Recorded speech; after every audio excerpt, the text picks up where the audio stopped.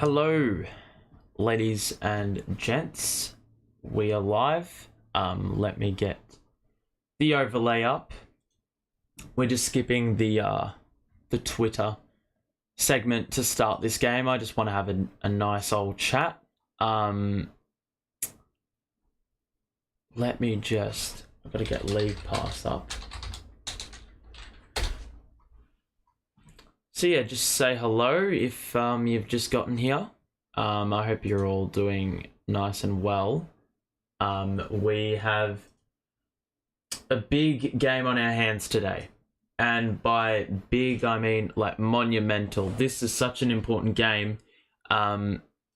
We simply full stop need to win. The reason for that is the Heat. Well, with the loss the other day in tragic fashion, we are now relegated below the Heat. Well, that's not great. I mean, we've got the tiebreaker over them. This is the last of 3 meetings. We won the first 2. Obviously, the last time we played the Heat, Mikal Bridges scored 45. So, hopefully something on the cards like that today. But, you can see the starting 5. You can see who's out. Seth Curry wasn't really getting minutes in the last couple of games. So it's, you know, it is what it is. It's not a huge game changer for us, but does that mean more Cam Thomas minutes? I'm not sure. Does that mean more Patty Mills minutes? I'm not sure. But it probably will mean that Royce has to handle the ball in the second unit, or they're going to have to stagger Spencer Dinwiddie's minutes a lot better. He played the entirety of the last quarter the other day. He played 42 minutes all in all. I don't know if that was the right strategy, but it is what it is. Yeah. But overall, it's a as I said, huge game. I mean, the Heat are 40 and 34. We're 39 and 34. If we win today, obviously we go higher than them because they've got one more loss in the loss column. But I'm not exactly sure if we're going to get it done on the way in which we've played in the last couple of games. I mean, we look at the most recent game. God, that was an absolute disaster. I don't want to even recall any moments from that game, but the game overall was pretty good. It was 46 minutes of good basketball. We did everything right, except the last 2 minutes. And that, the responsibility could be shouldered onto a number of individuals. Jacques Vaughn with, not bringing a big in. And Joe Harris having to box out Evan Mobley over whoever was running in. I could have said Spencer Dinwiddie for his pass to God knows who. I think it went through Clax's hands in the last couple of minutes. Mikal Bridges turning the ball over and then the ball going through his hands on that second last possession or whatever it was. The 3 players that couldn't get the offensive rebound. There's so many people I could, blame in a game like that. It's so easy for emotions to get the better of you, especially in a game like that. I mean, you saw it. It's probably the most irate I've ever been in a stream, full stop, probably. Yeah. I don't usually get that frustrated, but that was a game that up 8 in that position, even up 4 with 24 seconds with the ball and you blew it. It's ridiculous. It is. So, I mean, what can you really do? Some things you can't help, but I mean, we can't help it, but they definitely had the I mean, I said it in the stream, destiny, or not destiny. The future of the game was in their hands. They had the ball. They had the lead. It should have been sewn up well and truly. It should have been managed a lot better than what it was. But as I say all the time, I mean, game's the game. I mean, the result is the result. We can't really manipulate that outcome anymore. it's about focusing on the next.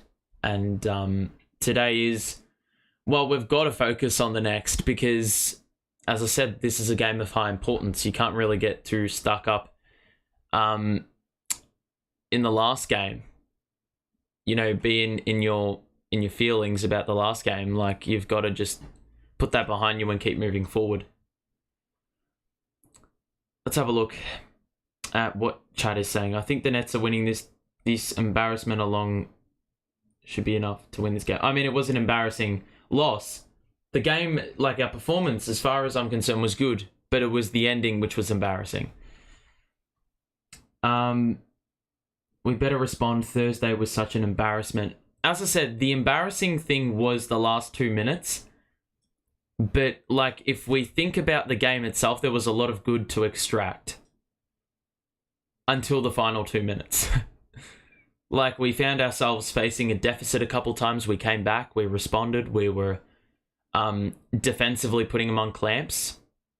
In the second half, we stood up because Donovan Mitchell started the game really well and he never really hit his straps in the other 3 quarters. So we did well there. Mitchell is a cheater, but I feel you on the mistakes. I'm not willing to use Donovan Mitchell being a cheater as an excuse. Yes, there was a bit of speculation that he overstepped. It was a lane violation, but I'm not willing to make that or use that as any form of excuse because it's not. I mean, there were so many times where we could have wrapped that game up simply by not turning the ball over, number one.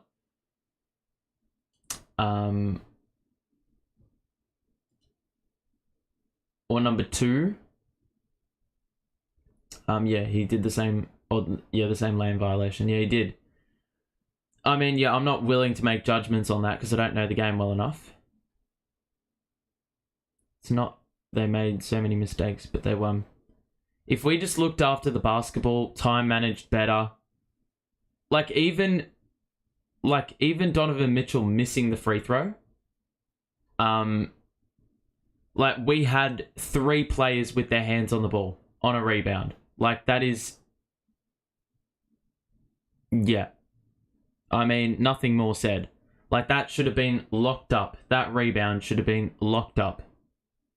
Full stop. The cheater, excuse is, unless it's super blatant, I'm not really gonna get too caught up in it. I'm just focusing on what we can control, and we could have controlled a lot of those things that we screwed up in the last 2 minutes. It's just frustrating. This is exactly what I said. I mean, I say it all the time in these streams now. When you compare us to the... what the hell was that? It was like a flashing, purple ray. I don't know what the hell that was. But, when you compare us to the 2018-19 team, that's exactly what they did. There would be games that they had the game, handed to them on a platter. And they'd end up losing. The Nets have a tough time on the boards. They need to address that. That's one thing I, I'm pretty angry about when I look at Jacques Vaughn. In that game, he should have just brought on a rebounding big. Because the big problem was that Joe Harris and Royce were preoccupied with Mobley. They're both not tall enough. They're both not tall enough. So the problem is they've both got to handle one bloke, and then there's an outnumber everywhere else. So they had to... If they brought on maybe Dayron, it would be simply Dayron boxing out Mobley, and then you've also got, that other player. You got an extra player that can actually, just close the gap in the middle. Don't like how much switching they do. Leave Bridges on Mitchell. Stop all the damn switching. I've always been a fair advocate for that exact argument. With a team that is this good defensively, at least individually, they've defended without switching for ages. It's sort of baffling that they've had to switch to a system where they have to switch all the time when they're like elite defensively. Like McCall is elite. Dorian Finney-Smith is used to picking up like their best player. You know, these guys they've done the rounds. The starting five remains the same. For both the Nets and the Heat, I would imagine they've got Gabe Vincent, Tyler Hero, Jimmy Butler, Kevin Love, and Bam Adebayo. I know that's not how you say his name, but I'm going to say it like that anyway. Yeah. So, look, the Kevin Love matchup, I mean, that's going to be a pretty dead matchup with Kevin Love playing on Dorian Finney-Smith, but I would imagine Doe's going to help Clax out in picking up Bam.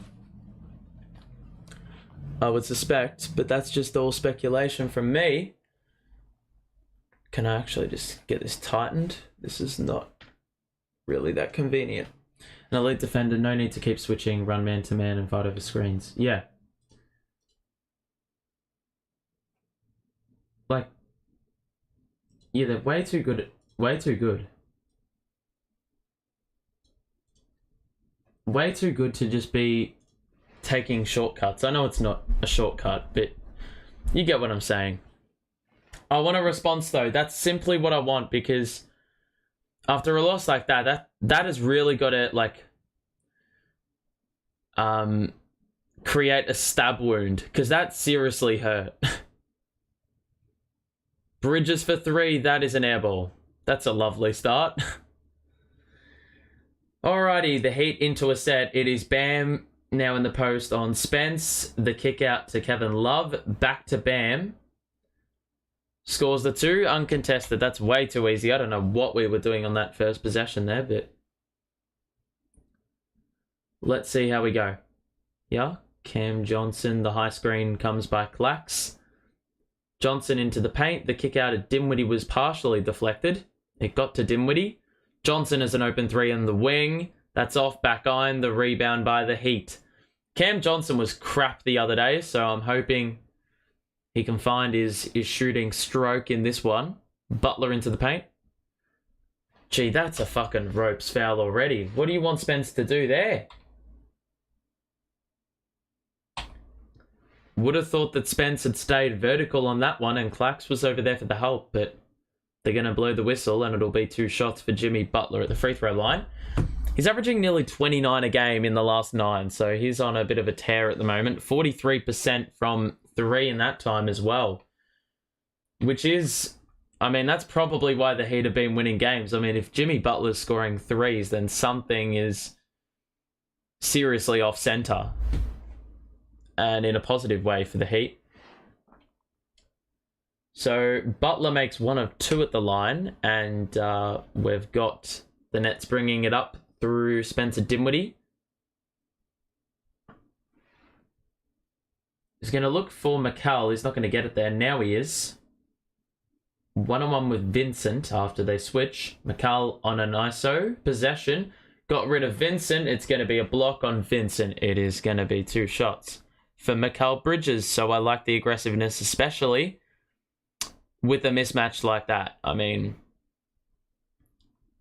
that's going to be on offer today. 100%.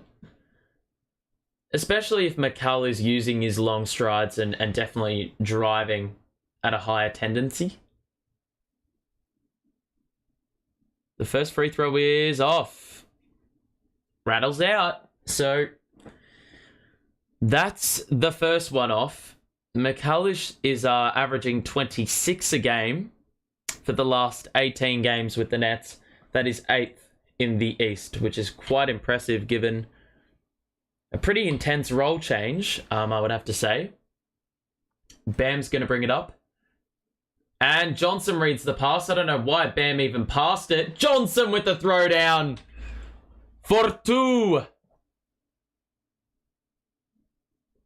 Excellent stuff. I mean, that was a very questionable pass by Bam Adebayo. I mean, Cam Johnson was clearly cutting the passing lane off, but they've just gone with it anyway. Turnover and bucket. Hero on the baseline responds for 2. So 5-3 early going. 2 minutes elapsed in quarter 1. Doe does not shoot the 3. Goes down the middle. Clacks with the kick out to Johnson. That is a splash. That's excellent ball movement, and Clacks with a very sensible pass there. He could have gone up with a very contested layup, but credit to him for staying composed in the situation and identifying the open shooter. It is going to be 2 shots for the Heat on the other end, though. It's Gabe Vincent at the line. I think Clacks picked up the foul there, so it's going to be 2 for him. And if you want to support the stream, you can like this stream. Please do so if you want. I do like to, without seeming arrogant, I think I do live streams pretty well. So if you want to push the stream around to others, make sure to share that. And you can also subscribe as well. Maybe doing a bit of analysis as well down the stretch here. Cam Johnson for 3 again. Had the ball fake. He got rid of the Heat defender, and that opened up the doorway for a shot to be let go, and it was a good shot in the end. Cam Johnson basically has all 9 of our points. Vincent responds with a 3. Top of the key. Cam Johnson's got 8 of the first 9. McCall the other point at the free throw line. Dinwiddie's doubled. Ball was tipped, but the Nets still have it. Doe just blew the fucking finger roll. I mean, I think he was a bit surprised with how much space he had. It looked like he was bracing for contact, but none of it was there. Now Bam is going to post up Dinwiddie. Clacks doubles. Hero on the catch for 3 is good. And, yeah, you can't be giving Hero rhythm 3-pointers. Way too open.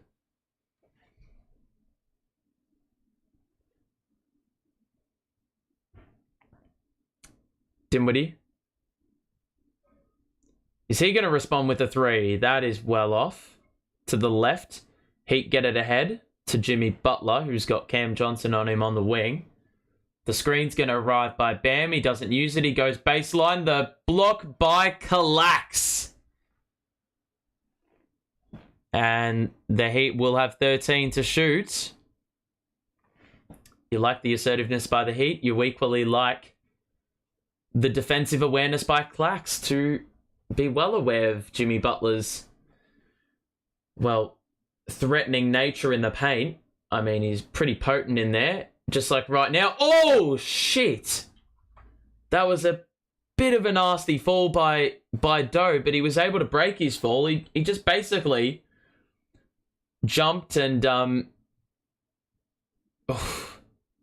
that could have been really nasty. So yeah, Jimmy Butler with the ball fake. Dorian Finney-Smith jumped and basically climbed right over the top. Borderline landed on his head, but there's actually a bit of a more graceful fall. You know, for...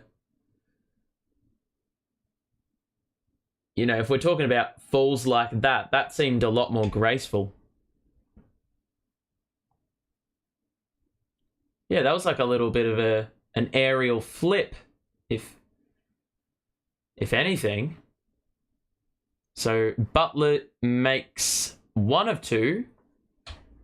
And so they're 2 of 4 from there. They're actually shooting the ball from 3 better than they are from the line. So good start for the Heat. Johnson into the paint. Blocked on the floater. Heat out in transition. Hero alley-oop. Got it! Timeout. Brooklyn. 16-9. And that's a really good start by the Miami Heat. I mean, defense leading to offense. Am I right? And you're going to get punished. Simply put. And the fact that the block was sort of already knocked in the direction of, you know, Miami's basket, that just made it a hell of a lot more dangerous for them. And a hell of a lot more scary for us to have to, defend. Thus far, it's been the Cam Johnson show for the Nets. I mean, we're 3 of 8 from the field and he's 3 of 5, so he hasn't done too much wrong. But if we look at the Heat, I mean, they're shooting 5 of 6. Our defense has been crap again. How many times do I have to say this? They're one of the worst offensive teams in the league, and that's how they've started the game. Like, it's not good enough. We've sent them to the free throw line. They've had quite a decent amount of shots just from the field anyway, so yup. Rebounds, we've had 1, and that's to be understood because they haven't really missed at all. Not really any opportunity to get your rebounds, but it is what it is.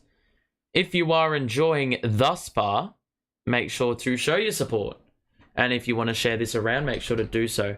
I do want a nice little community for the next season. Obviously, these streams are much more fun when there are people in the chat, so make sure to say hello and whatnot. Obviously, I've got a bunch of regulars, but if you're new, make sure to say hello. Also, let us know, did you guys see the Brooklyn Bridge?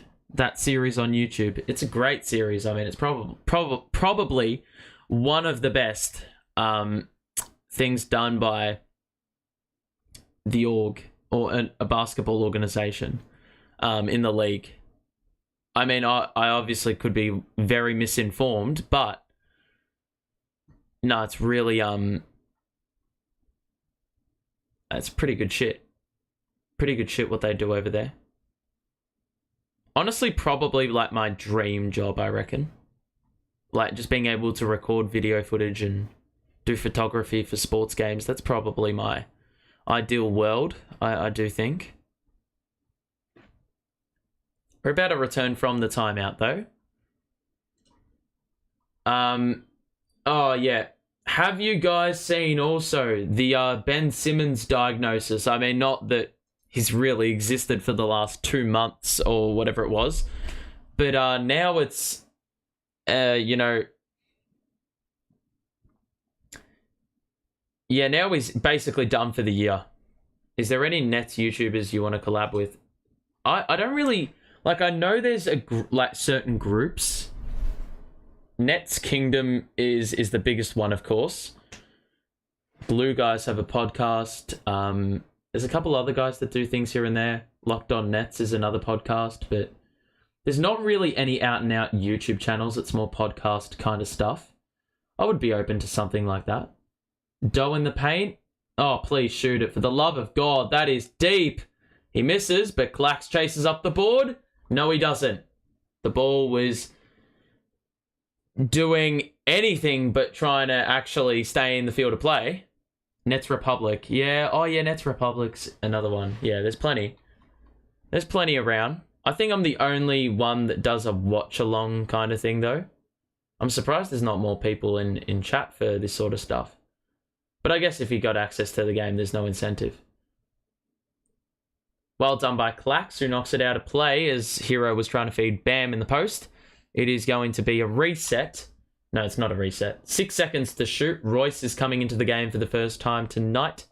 Doe is going to the bench. That has been, well, very much a habit for Jacques Vaughan. He will play Doe for about 5 minutes and then send in Royce. Gabe Vincent was on the sideline. It was going to be a miss anyway, but that is a stop that we definitely needed. What was Ben's injury update that led to his season ending? Apparently a nerve impingement, which I would say has probably been the case all season long. I mean, there's nothing really new about that, let's be honest. But frustrating nonetheless. I actually think Ben is a very, like, the pressure's no longer on him, I do think. Without KD and Kyrie, McCullough's fouled, and you could have made a case for that being a clean block. Bam is bewildered. It's going to be 2, though, for McCall. I actually think now that KD and Kyrie is gone, they're gone. That is a very huge plus for Ben. I think the expectations being a lot lower means he's got a lot more room for error. And thus, I feel like improvement's going to be faster. You know, you're not getting slated for every little thing you're doing. Because there's less, expectation for you to win. Or to compete for a chip. Obviously with KD and Kyrie, it was like a ticking... time was ticking. KD and Kyrie only have so long in their careers, and if Ben's there and holding him back, well, that's obviously not a good thing for the team, is it? So, with those two gone, and the expectations much lower, Ben probably has a better chance to thrive, and especially if we don't have a center, he can play point center much more openly, I think. Gee, that's a deep three by Vincent. We did well defensively there. Forced a basically logo heave by Gabe Vincent. I mean, that's a win in my book. Dinwiddie to Johnson to the corner for Bridges, who drives down the middle, shoots over Bam, and gets it to go. So a couple nice buckets for the Nets here in response out of the timeout. Kevin Love into the paint. Mikal deflects it. It ends up in the lap of Bam, who will look for Jimmy in the corner. The switch. Hero for three over Dinwiddie. He got it. Bro, he's on. He switched on. I think Spencer's got to be a lot more close.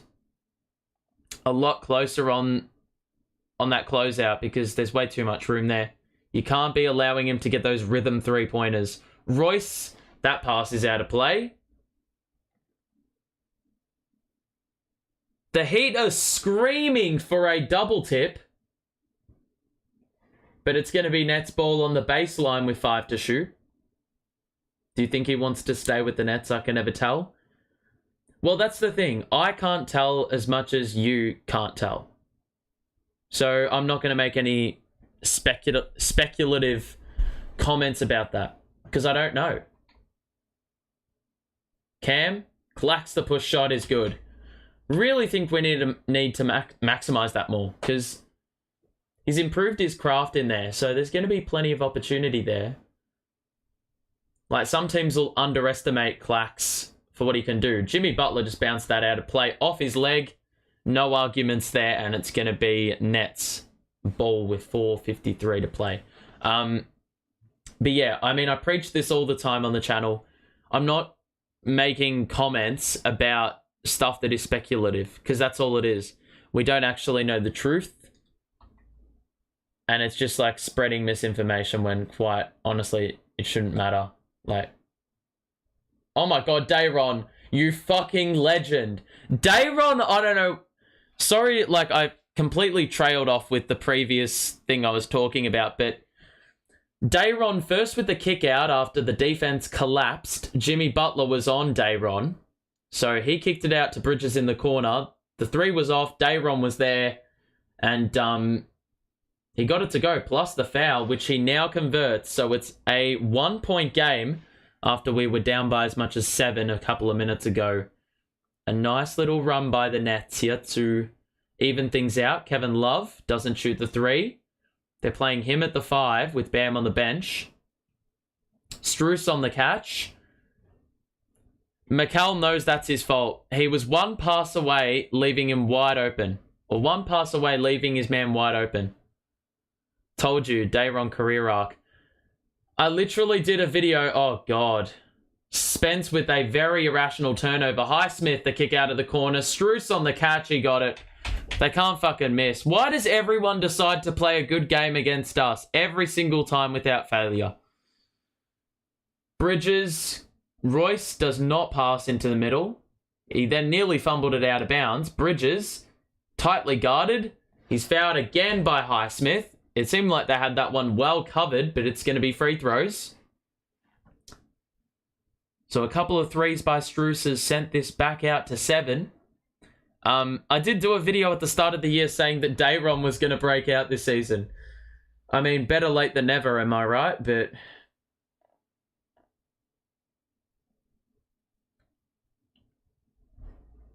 so Mikal makes the first free throw. Does Moses Brown play? Nah. With Dayron playing like this, now Moses Brown is pretty much... There's no point. Sumner's in the game. Thank you. Yes. I mean, with Spencer on the bench and Seth Curry out, I mean, this is an opportunity. I have no doubt that Edmund Sumner is going to bring energy. That is always like a given. Jimmy Butler, that pass was really rash by the Heat. It was a turnover. Now the Nets in transition. Dayron, the give and go to Johnson. Bounce pass to Sumner, who went into the middle. Bridges open in the corner. That's off. Dayron the putback too. And they've got to get that one sorted. Because right now, Dayron has come into the game and it's proving to be quite a bit of an issue. Especially with the Heat playing your boy at the 5, Kevin Love. This should be a good game. Both teams need this win. Exactly. We've talked about the importance numerous times. It is, yeah, bit scary. Bit scary. For both teams. If you lose, obviously you're in the play-in. It's pretty much that simple. And you don't want to be toying with danger like that, especially in this part of the season. But Dayron has looked like a reinvented player in the last 3 games. I mean, I didn't see the first one, but I've seen the last game and the next one after that, which is this one. But he's looked really good. I mean, we're shooting the ball like crap from 3, but the looks of them, McCullough's missed a lot of open threes. He's 0 of 3. He's got 7 points, though. He's gotten to the line, which is good. But Cam Johnson with the basically 8 of the first 9. And Dayron, 5 points, 2 boards in 2 minutes on perfect field goal percentage. Or on perfect... Or can I just speak English? On perfect shooting, and both rebounds are offensive. That's how he's gotten his points, which is awesome. That's what you want to see. I'm loving the Sumner minutes, though. Cam Thomas, where has he been? I'm actually going to do a video. First and foremost, let me just show you the Heat box score. You can see it's pretty damn good. They're 5 of 6 from 3 and 80% from the field overall, which, I mean, if you think about it, it's a damn miracle that giving away that many points on that shooting, it's a damn miracle that we're only down 3. But yeah, I'm going to be doing a video at some point when yeah, because I've only got about 3 streams left in terms of watch-alongs. I'm going to be trying to do a video where I just discuss the whole Cam Thomas situation. I think it's a really intriguing case because, you know, he's a good player. He's got a ceiling to be able to score 40 points a game. But that being said, he's like, when he plays bad, he plays bad because it's all, his game is founded off of shooting. If the shooting isn't there, then defenses aren't as worried about him. Therefore, they won't double him. And, you know, Cam Thomas not passing the ball is also a bad thing. Like, he's the kind of guy that'll have 40 points and a dime a game. Like, and that's not healthy. I'd rather him have 25 and 7, to be honest. You know, because it probably comes at a lower usage. It frees up more shooters. But we know that Cam Thomas, I don't know what his, like, PB for assists are, but I guarantee you it's not above 5. There's a foul on the floor. I don't know who that one is on. Caleb Martin is in for the Heat. Bam Abdebayo is back in. I'm going to get into a habit and actually think that that's Bam's real surname. I can't believe the Heat have been in the NBA for only 35 years. They feel like a vintage franchise. It's probably because Spoelstra has been there for like 15 years. Longer. Strus all the way to the cup, scores for 2, falling to the floor. And that was way too easy. Basically a runway to the basket. Kyle Lowry's in the game. I sort of forgot he existed. He's now coming off the bench. It probably provides a little bit more balance. He's now guarding Bridges, who's got the ball here. He's doubled. He's now tripled. He shoots over Bam. He missed it. Dayron was there. This time he couldn't get the follow. And the Heat in transition. Now Hero. Strus in the corner. That is the same fucking 3-pointer that he scored the other possession. The switch defense is rubbish, man. That was way too easy. Again, they've hit 6 threes on 7 shots. Like, that is just... I don't understand. With a team this defensively minded, how are you letting him in at this higher rate? Royce in the corner doesn't shoot the three, gets into the paint. The flip is good. Pretty smart by Royce to not shoot that three because it was going to be contested. So a little bit of extra shot clock awareness, which is always well and truly valuable. The Heat are shooting at 83% though. Make that even higher because Strus has just scored again under the basket. Cam Johnson, as much as he's scored tonight, he's been a traffic cone on defense. Strus is literally leading their scoring. Like, that is staggering to me. And Strus has been in the game for, I reckon, about 4 minutes.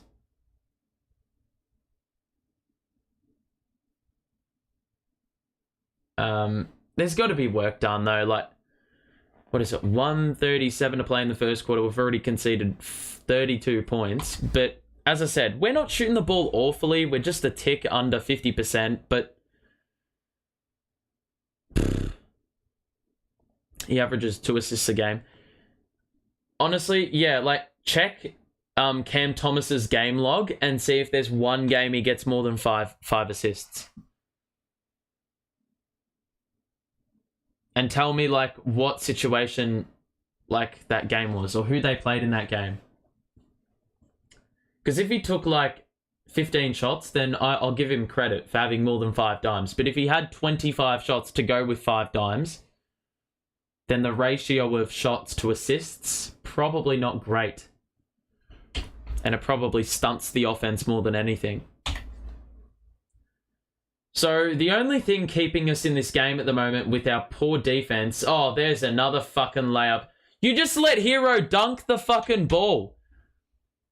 Oh, it's just a joke, man. That was an absolute farce of a defensive possession. That early in the shot clock, when your defense is set and you've allowed a shot that wide open. That is horrendous. Royce, good pass to Clax. The move, they wanted to travel. They're not going to get it. I hate the switch defense. Makes 0 sense. We've said this. It's literally pointless. With the team you've got, why are you switching? Oh, like, this is fucked. Bam is just... The kick out to Lowry, to the corner for Martin. He got by Royce. The layup is off, but the putback is good. So even when we force a miss, there's always someone there ready to go. 36 points conceded in the first quarter. I swear to God, it's going to be another case of this first quarter, first quarter shithousery, like, costing us.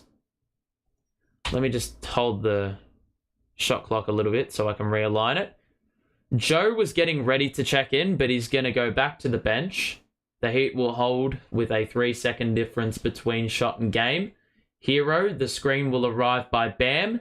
We switch. Clax is now guarding. Sumner got Bam in the post. Or is trying to pick up Bam in the post. We did well, though. Very, very well. Forced the shot clock violation with 3.1 to shoot. So we're going to have to send one along here. Dinwiddie, 2, 1. Nope, he did not get that off. And that's going to do it for the first quarter. So free throws the only thing keeping us alive. We got there 9 times and converted pretty well. But the field goal shooting... I mean, the field goal percentage is just off the charts for Miami. From the field, from 3, whatever. His career high is 6. Okay, so if his career high is 6, what was the situation? What did he do in that game? Who did they play? How many points did they have? That's the kind of stuff I want to hear. Because then I'll be able to, like, make a judgment.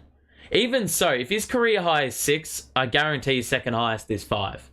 Or maybe 6. Like, by the time you exit, like, his top 5 assist games, you're going to be down to, like, 4 assists, 3 assists, which isn't really that good.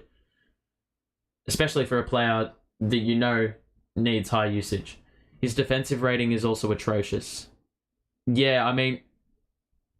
Yeah. I'm not one bit surprised by that. 6 of 13, he scored 17. That is, like... I would much prefer to see Cam Thomas score 17 on those shooting splits with 6 times than see him score 27 with 1. Unless he's shooting the 27 at like 80%, then I don't want to have a bar of it, to be quite honest. And he just gives up way too much on defense. That's not even considering how bad defensively he is. He's not awful at times, but then there's like the bad is some of the worst I've seen. Now, that is telling a story. I mean, look at the damn shooting splits for Miami. 13 of 16 and 6 of 7. Strus is 13, he hasn't missed. Hero is 10, he hasn't missed. That's just the problem, full stop. If those two are combining for 23, like, if they're your top 2 scorers and they're shooting 9 of 9 combined, God help. And then you look at us. I mean, we've had, what, three more shots? Way more free throws?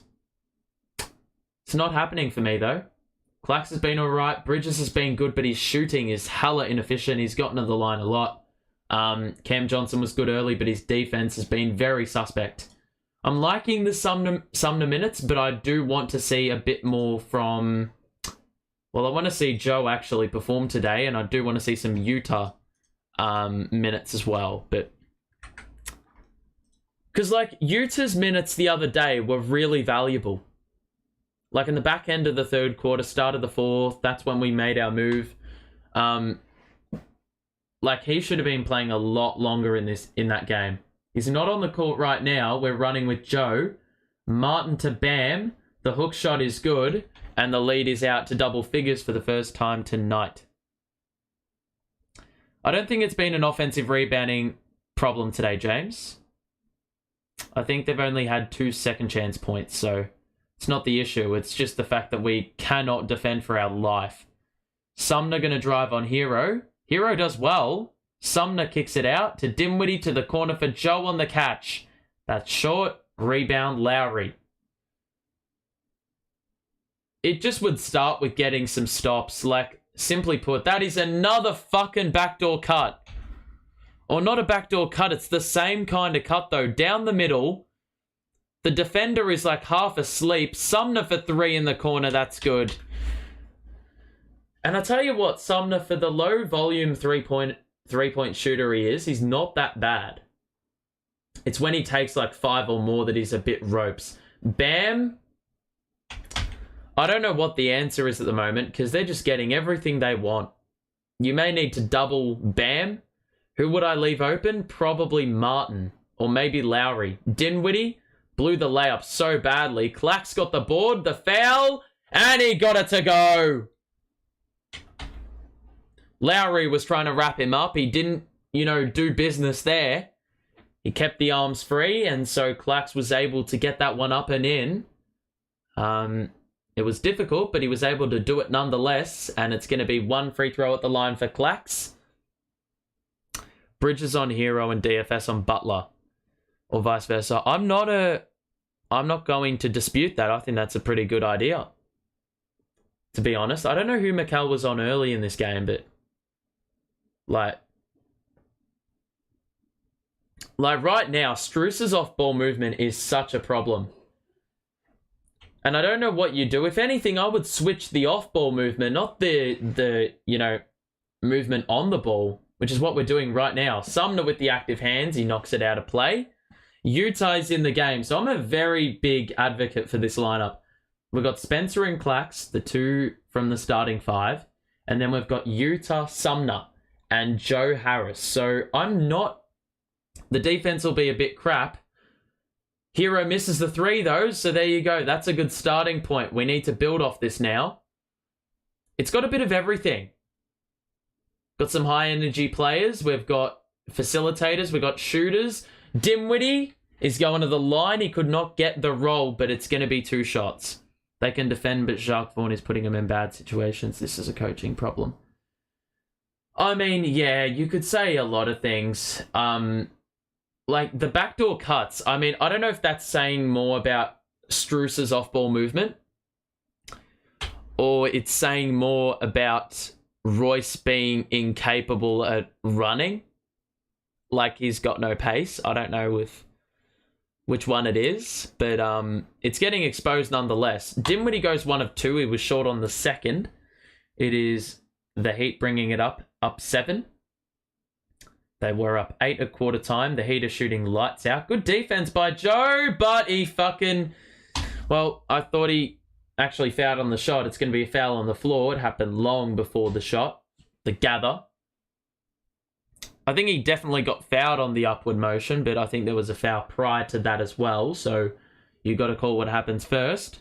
It's going to be the Heat on the side at the 10-minute mark of the second quarter. Oh, that should have actually been on the gather. Yep, that should have actually been 2 shots. They're disputing it now.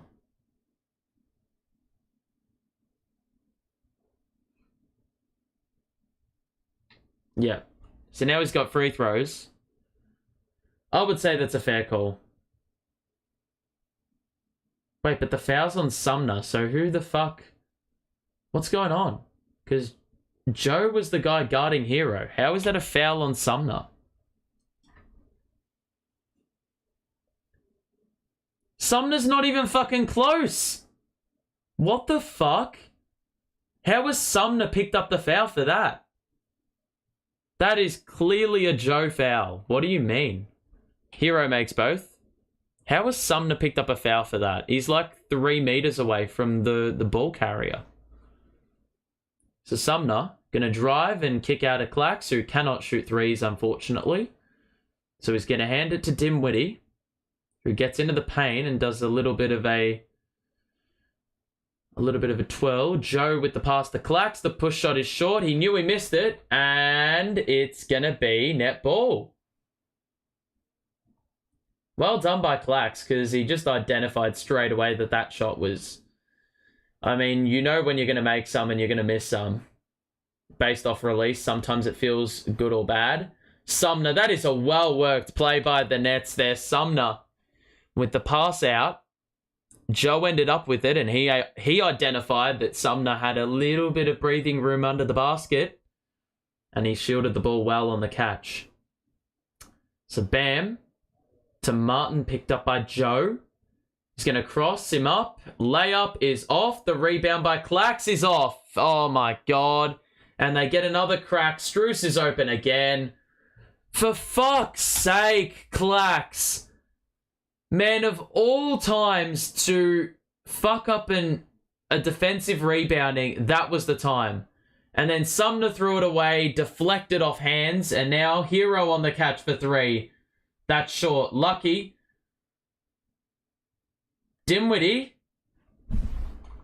Well done by Kyle Lowry to stay with and stay very, very locked in. Because Dinwiddie, was going full steam ahead. So, 47-37. I mean, those 3-pointers that they score kill you. When you feel like you've gotten the defensive rebound secured and then you don't get it and your defense is exposed. Sumner for 3 is short. Rebound, Bam. Bam going to cross up. Clax stayed composed. He did fall for the pump fake, but did not fall into Bam. Bounce pass to Bam. Oh my God. As far as I'm concerned, you cannot switch. You just cannot switch, man. It's not gonna work. Like, Dinwiddie surely was fouled there. Are you fucking serious? Lowry nearly moved his pivot foot. Now he's got Clax on him. The pass to Martin was a little bit ropes, but they still have it. What the fuck is that? We have a foul. A foul on Spencer for what? He only got absolutely rammed over. What do you want him to do there? Oh, come on.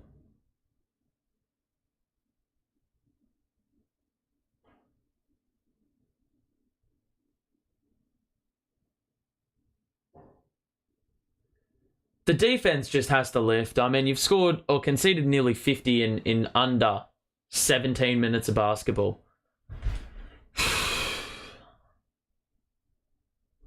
Like, that's the sort of pace. Like, what pace is that at? I mean, that's basically at like on pace for 36 points a quarter, which is what they scored in the first quarter. So, you know, like,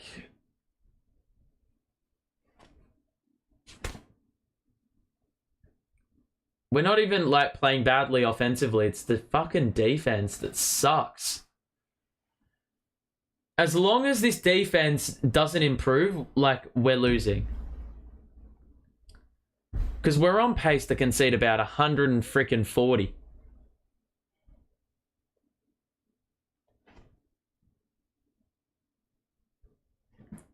Like, yeah, we've got to iron out a few things. It's like, it's all controllable stuff, though. It's all in the defense. Now, right now, I know they've got Hero on the bench. No, they've got Struce on the floor. So I feel like they're going to run with one of those two on the court. Struce again. Like, he has not missed in this game. Sumner is fouled, +1! And he's trying to run off a little bit of ankle soreness, but he bounced up pretty quickly for a guy who's seemed to land a bit awkwardly. Just gritting the teeth. So he'll be at the free throw line. Oh, yeah, that was a bit of an awkward landing. He sort of clipped Kevin Love on the way down, and that sort of stunted his landing, but he's okay. He's going to be at the free throw line.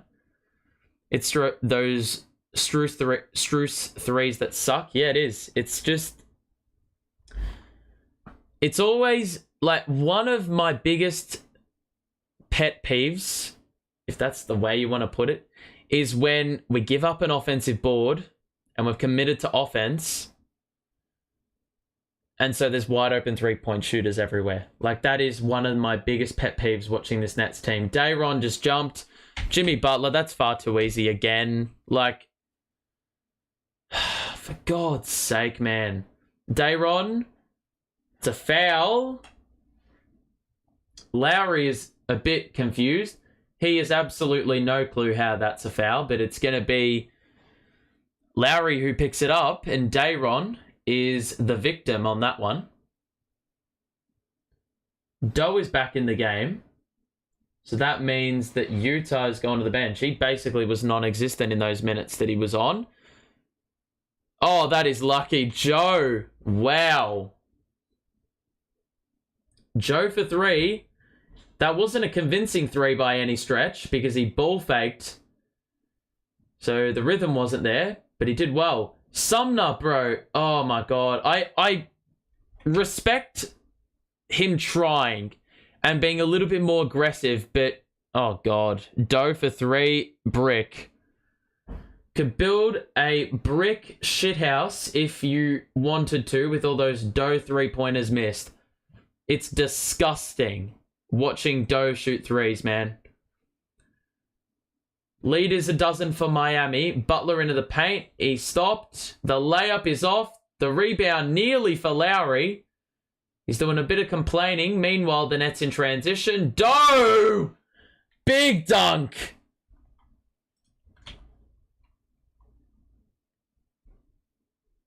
There we go. Get up. Get up. No one is stopping that guy. And we have a 10-point lead for Miami. I mean, is Cam Thomas hurt? I fully understand. Like, if you are a Cam Thomas stan and you're like, Cam Thomas should be playing, please tell me Cam Thomas is not hurt. But, yeah, like in answering your question, but Cam Thomas is not going to solve us conceding 55 in a quarter and a half. Cam Thomas, as mentioned before, I don't remember who said it, but Cam Thomas's defensive rating is one of the worst. Like, Cam Thomas defense stats. Here we go. This is going to be very enlightening. I remember him dropping 40 several nights after the trade. Now I see him. Now I never see him. And you're taking L's. Why doesn't Cam play? Cam is not going to fix the problem with our losses. The other day we lost because we simply couldn't play adequately in the final 2 minutes. Like, that was the reason we lost. Horrible defender can't pass. That's basically the best way to put it. Heat's roster hurt my eyes. They all need to be split up. This game is just disgusting. Like, let me just have a look. Hold on a second. I'm trying to find his defensive rating. Cam Thomas. Defense. Defense. Where you at, bro? So yeah, his offensive rating per 100 possessions is 108. His defensive rating is 118. Like, that is ridiculous. 118. And in a game where we just outright suck on defense, there's zero incentive for him to play. Zero. The offense is not the problem in this game. It's just very clearly the defense that sucks and needs help. Like, right now, it is just bad. The defense is bad. Cam Thomas ain't fixing that. If anything, he'll fuck up our offense even more, because we can't get stops, and it's going to be really slow, clunky offense. If the shots don't go down, we're getting blown out by the end of this quarter. So 5 on the floor for the Nets. Bridges back in. So is Cam Johnson. Oh, Dayron, you fucking idiots! Oh my god, we had a steal and it just went through Dayron's hands. How has Martin scored that? It's a deep 2, but how has he scored that? He basically had the ball tipped mid-air and still got it to go. Watching from afar, of course. I understand that. You're perfectly within your right to, ask the question. If you don't know the answer, then I'll be happy to answer it. Dimwitty's got 2 to shoot. He's got to get a shot up. Doe, get it up. Short on the floater. Gets the offensive board. Bridges in the corner. Out to Doe. Well done by Jimmy. Doe somehow still has it. And now he's going to shoot a 3. No, he's not. He gets it at Bridges, who shoots the 3 and knocks it down. One of the most disjointed and crappy possessions. That's well done by Doe. Pretty rash pass, I must say, by the Heat, but at the same time, Doe's got to be alert. It's only half the story if if they throw it away. You've got to be alert for that wayward pass. Dorian is averaging 27%. I know, it's been a disgusting watch from 3. As I said, he's building a brick shithouse. From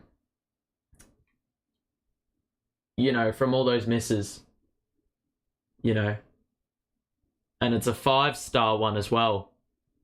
Because it's a lot of bricks, a lot of resources coming out of these 3-point misses. So we're going to get a jump ball because there was a tie-up on the floor.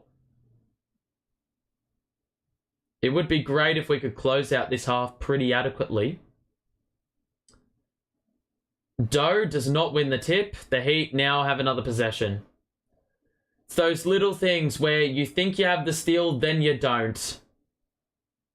Butler scores for 2. He had Doe in the air, and Butler's gotten his way. Been a lot more assertive, in comparison to the last time we played him. Dimwitty is fouled from behind by Jimmy. It's going to be shots. We're in the bonus. Probably struggling with the volume change from playing with Luka. I don't think it's like Dorian Finney-Smith has his volume probably is the same. Or maybe a little bit higher because he's getting a bit more. There's no clear number 1 option. And he's not sitting in the corner as much. There's been a lot more times where he's had to cut down the middle, or he's been top of the key. Sometimes he's been on the wing. There hasn't been as much consistency. That's probably why he's sort of He's struggled a little bit. He's a better three-point shooter from the corners, so he needs to probably be taking a lot more shots from there. I do like what we're doing here, though, with Dorian Finney-Smith on Jimmy. Whoever said, as Kevin Love knocks down the three, another one. I do like that matchup, though. Dorian Finney-Smith on Jimmy Butler. Like, that is probably the way you have to go. Bro, he's got to work on his floater game, because that is fucked. Bridges doesn't shoot the three. Cam Johnson does. Barely fucking hit the rim. Bridges will get another crack after the Dayron rebound. And we can't make any of those three-pointers. So, opportunities gone begging. Love. Dayron. Holds. Good defense. Block. Jimmy Butler. Love. Layup. Off. Rebound. Nets. It's not being done very easily at the moment. Not a lot of conviction in what we're doing. Doe picks up his dribble out to Dinwiddie. 5 on the floor is the starting 5 plus Sharp minus Clax. Turnover Dinwiddie. 3-on-1 Miami. Alley-oop. Oh, God, they've made a meal of that. That pass was way too high for Martin. And now we've got the numbers in transition. Johnson is off on 3 from 3. Dinwiddie. We get another offensive rebound. Bridges, layup. That's a foul. And quite honestly, like in a 2-minute span, I had absolutely zero time to take a breath. But a lot of offensive rebounds and not much reward coming out of that. I mean, Dayron's been really good when he's been on the floor, to be quite honest. There's been a couple defensive lapses, but everyone's done that all game. Like, we've already conceded 62 points. Like, Dayron is not the problem. He's far from the issue in this game. If we look at the box score, you can see that Mikal's the only guy that's really done anything of sorts. And even then, his shooting is hella inefficient. Spencer's not made a bucket. I mean, we look at the last game, and Dinwiddie had 19 and 7. He's had next to zero impact. They've sort of blitzed him and forced the ball out of his hands at all times, and he hasn't really been able to do much. He's played the clear most minutes of anyone on the floor for the Nets, and it definitely isn't warranted. If we look at the bench, I mean, the bench is pretty non-existent too, may I add, but Sumner's been good with 8. I didn't think he had 8 points, but fair play. Dayron's got 5 and 4 and a dime. I have noticed that his foul, like, he hasn't been getting into foul trouble really in these 3 games, which is good. Getting some more minutes. That's what you want to see. Sumner getting 10 minutes. I mean, I'm all for that because he's a damn good player. The shooting is a problem, though. Yet again, the 3-point shooting, I think in this losing streak has been sub 33%, which is rubbish. Sub 32%, which is rubbish. You look at the Heat, I mean, they've got Bam shooting perfect, Hero shooting above 50%. They've got Max Strus, who has not missed on 8 attempts, and they're shooting 70% overall and 76% or 72% from 3. 76, 72, as if it makes a difference. It's a shambolic defensive first half. I mean, you've got to wake up. And I think this was said last game, I'm going to say. Like, we have to be more physical. Way more physical, because right now they're getting everything pretty. There's just easy layup attempts, wide open dunks. There's no contact at all. And even if there is, it's that kind of contact that gets you fouls. You know, it's nothing like... We're not properly committing to the cause, which is the biggest issue, I think, out of this game thus far. If you are enjoying, make sure to drop a like and subscribe if you are new as well. We'll be back for, I believe, what's the next game I'm doing? I think it's Nets. I think it's about a week from now, actually. Nets versus the... Actually, no, I think we're doing Nets Hawks. And then there's quite a big layoff. Mikal makes free throw 1. I think it's staggering that we are only down 11. With Clax as your middle and Finney Smith the 4 physical is easier said than done.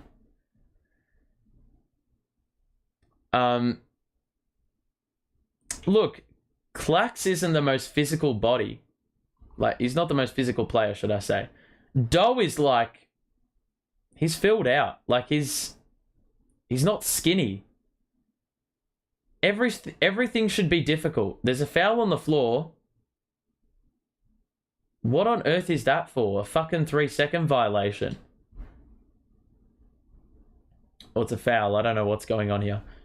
Like, with these plays, you should just be harassing them on every single possession. And even if you're not fully, like, all out, you should not be giving away 70%. Like, you shouldn't be letting a team shoot 70% from the field for a team who was the worst offensive rating in the entire league. Or is averaging the least points in the entire league.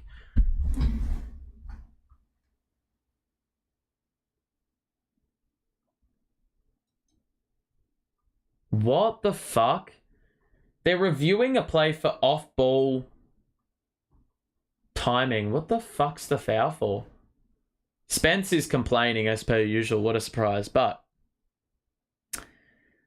the only thing that's keeping us alive is the free throws. We've been to the line 17 times. There's no way that is a foul off the ball at the same time as the shot. There's no way.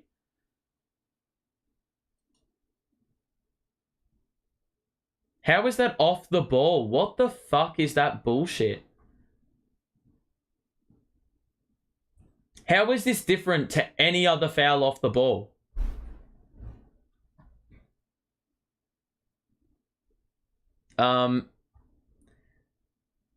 Yeah, the Miami Heat, if I just... Wait, I need to go to the ladder. The standings. Let me just have a look. It says...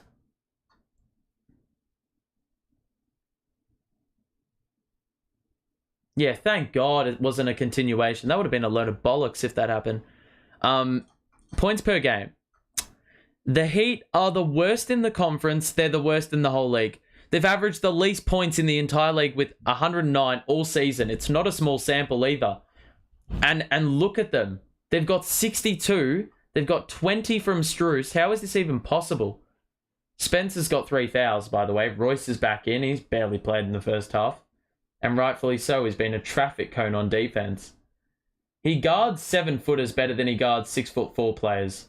Pretty crazy. Another 2 points for Bam.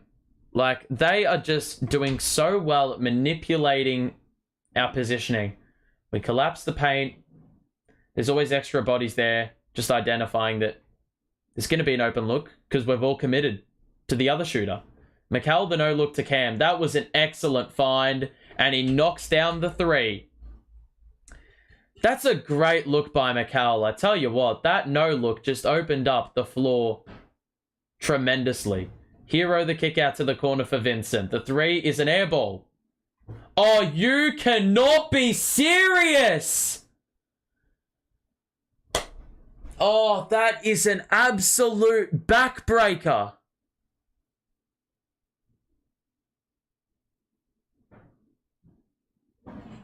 How on earth? We fucking had forced an air ball and give away a foul on the box out.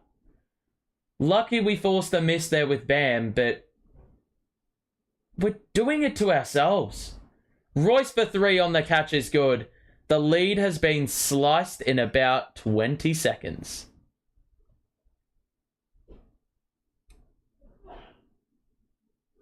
So the Nets have made 7 threes, but the Heat are shooting theirs at...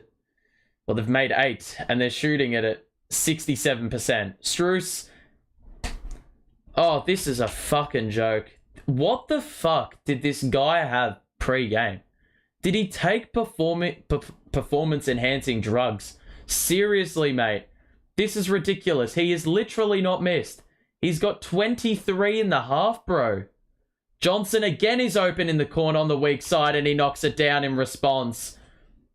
As much as Cam Johnson was crap, and he has been crap defensively, he's sort of keeping us alive on the offensive end. They've got a good coach. Like, Spoelstra has been the coach at the Heat for 17 years for a reason. He's constantly made Heat teams, you know, good and formidable as well. Bridges, again, he finds Doe, who's open. You have to hit those. Cam Johnson, good follow-up, offensive board, and three-pointer for the Nets. It is down to 5. We've done well. Strus is not that good. He's not. He's fucking shit. He's so streaky. Hero misses the 3. Rebound Nets. We can cut the lead to a singular possession with halftime fast approaching. 3-second difference between shot and game. Here we go. We've got 8 to shoot. We're going to hold. This is all with Dinwiddie on the bench, by the way. Johnson, the Euro. The runner. Oh, that is absolutely amazing. Oh, no. God, no. Strus. Oh, my God. He so nearly converted one of the craziest shots I've ever seen from a no-name. He's not a no-name. He scored 23 points. But like a behind-the-back, one-legged running three-point jump shot. There's absolutely zero way he was going to make that. He's actually ruined his record of not missing this game. Strus scoring 20 in a game, but a half has to be... Oh, it has to be. Has to be. It's actually a laugh. Strus is streaky. Yeah. Well, what we're going to do as a little bit of fun, I'm not actually going to look at the box score yet. It's all going to be about building up to the occasion. So, it's a damn miracle we're down 3, by the way. May I just say? It's a damn miracle. With the defense we've played, it is a damn miracle. And it was a very good closing run to end the first half that has kept us in the game and riding a good wave of momentum going into the second half. We were down by like 12, about 2 minutes before the break, and Dinwiddie goes to the bench, and all of a sudden things work out well. I don't want to see Spencer closing the game. Royce O'Neal in 30 seconds scored more points Spencer scored all game, and he's played 20 minutes. 20 of the 24 first half minutes. If you let Strus drop 40 on a night like this, I'll be done. Yeah. I know. Well, let's just... I'm just going to do some... I'm just going to let you know what's been going on here with Max Strus, all right? So, Max Strus, right, has... I just want to see his game log, because this is fucked, right? Let me have a look. Game log. Here we go. 22-23. Butler not doing much. I don't know. Jimmy Butler's good. He's averaging like 29 in the last 9 games, but it seems like he's very passive. So in the last... Okay, I'm just going to name what he's done in the last few games. Now, last game was good by his standards. He was 4 of 5 and he scored 11. But in no game, right? No game this season except... 1 has he scored more than 23 in a game. And that was all the way back against... Who the hell are they? Charlotte. Against Charlotte, he scored 31. In November, last year, he scored 31. Every other game this year, he has scored 23 or less. And what has he done in this game? He scored 23 and a fucking half. And 23 he's only hit a couple of times. He hit 23 against Denver in a loss where he shot 4-14 from 3. That's a game where he took 20 shots. Right? And there was another game where where they lost to Boston and he shot 5 of 10 from 3. Now, he hasn't had a game this efficient, I think, ever. 7 of 9, what else? 10 of 16. He had a lot of high volume shooting nights earlier in the season when the Heat players were injured. But when he shot more than like 20 shots, it was bad. Like, trying to think. Let's have a look. 8 of 24 in a loss to Washington, where he was 3 of 14 from 3. 7 of 23 in a loss against Minnesota, where he was 4 of 15 from 3. What other games has he shot the ball? A lot. A win against OKC by 1. 8 of 19 from the field and 4 of 12 from 3. 8 of 20 in a loss against Denver, which is the 23-point game I was referring to. 4 of 14 from 3. And that's it. And since, the All-Star break, he's only had 3 games where he's shot more than 10 shots. He's already attempted 9 tonight. Nets at a 3 overturned at 69-65. Okay, thank you for letting me know on that one, Rudy. I'll just double check it. Yeah. Thank you for letting me know on that one. If you are enjoying the stream, make sure to drop a like and subscribe if you are new. We've had it's sort of been a little bit of we've had less people as of recently in the streams, which is, it is what it is, but it's not ideal. But very much appreciating the support here today. Thank you for tuning in, everyone. Much appreciated. If you are enjoying, make sure to drop a like and subscribe as well. Because, we want the chat to be lively, I can only cope watching this game by myself for so long. So it's good that we're getting some proper conversation in the chat. That's what we want. Every team seems to exceed their averages, 100%. I mean, Max Strus is on another level tonight, and he has not done this, I reckon, in his entire career. And it has to happen today, doesn't it? Is it Strus or the poor defense? Well, if you concede 69.5, I mean, we're going to look at it right now. You will see for the Heat, look at the shooting. Bam didn't miss a shot until, the last minute. Hero shooting the ball well. Who said... Yeah, don't want Hero to catch what Strus has. Well, he sort of has already done that. He's got 14. But, Strus, until he missed that final shot as the buzzer sounded, he hadn't missed. And it's all been, catch and shoot rhythm type stuff and off-ball movement. As far as I'm concerned, I would go as far to say that you may need to put McCall on him. Or you need to stop fucking switching. It's that simple. Or, challenge Bam to take shots outside, the 13 or 15 feet. And Clax has just got to stay home. But, overall, that shooting, it's actually gone down, which is funny. But still, 66% from the field, 60% from 3. That is simply not good enough. In a half. I don't think it's going to be sustainable, but... we're in control of that. We're shooting it not badly from the field, but from 3, it's not actually that awful, to be honest, but rebounding number is even, and you're probably wondering how on earth we've missed 23 shots to their 14. Well, the reason we're winning in the offensive rebounding department, or the rebounding department, is because of the offensive rebounds. We've got 8 of those. We've nearly got more offensive boards than defensive. The Heat are winning out in that department. I mean, it's not going to be a high rebound game with all those shots being made. But for us, it's been the free throws. That's keeping us alive. We've already had 17 of those and making them at a pretty high rate. The Heat only got 8. The turnover number for the Heat is 4, so we probably need to force. And we've got 3. So...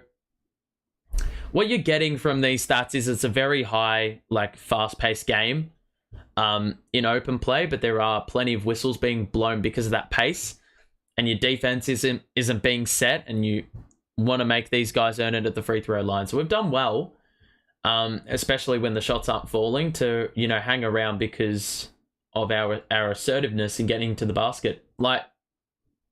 Players like Sumner actually benefit that a lot. 8 points in the half isn't it's nothing too special in 10 minutes, but he's made a 3, but he's gotten to the basket, he's gotten to the line. That's all you want from energy players off the bench. That's why he should be playing more.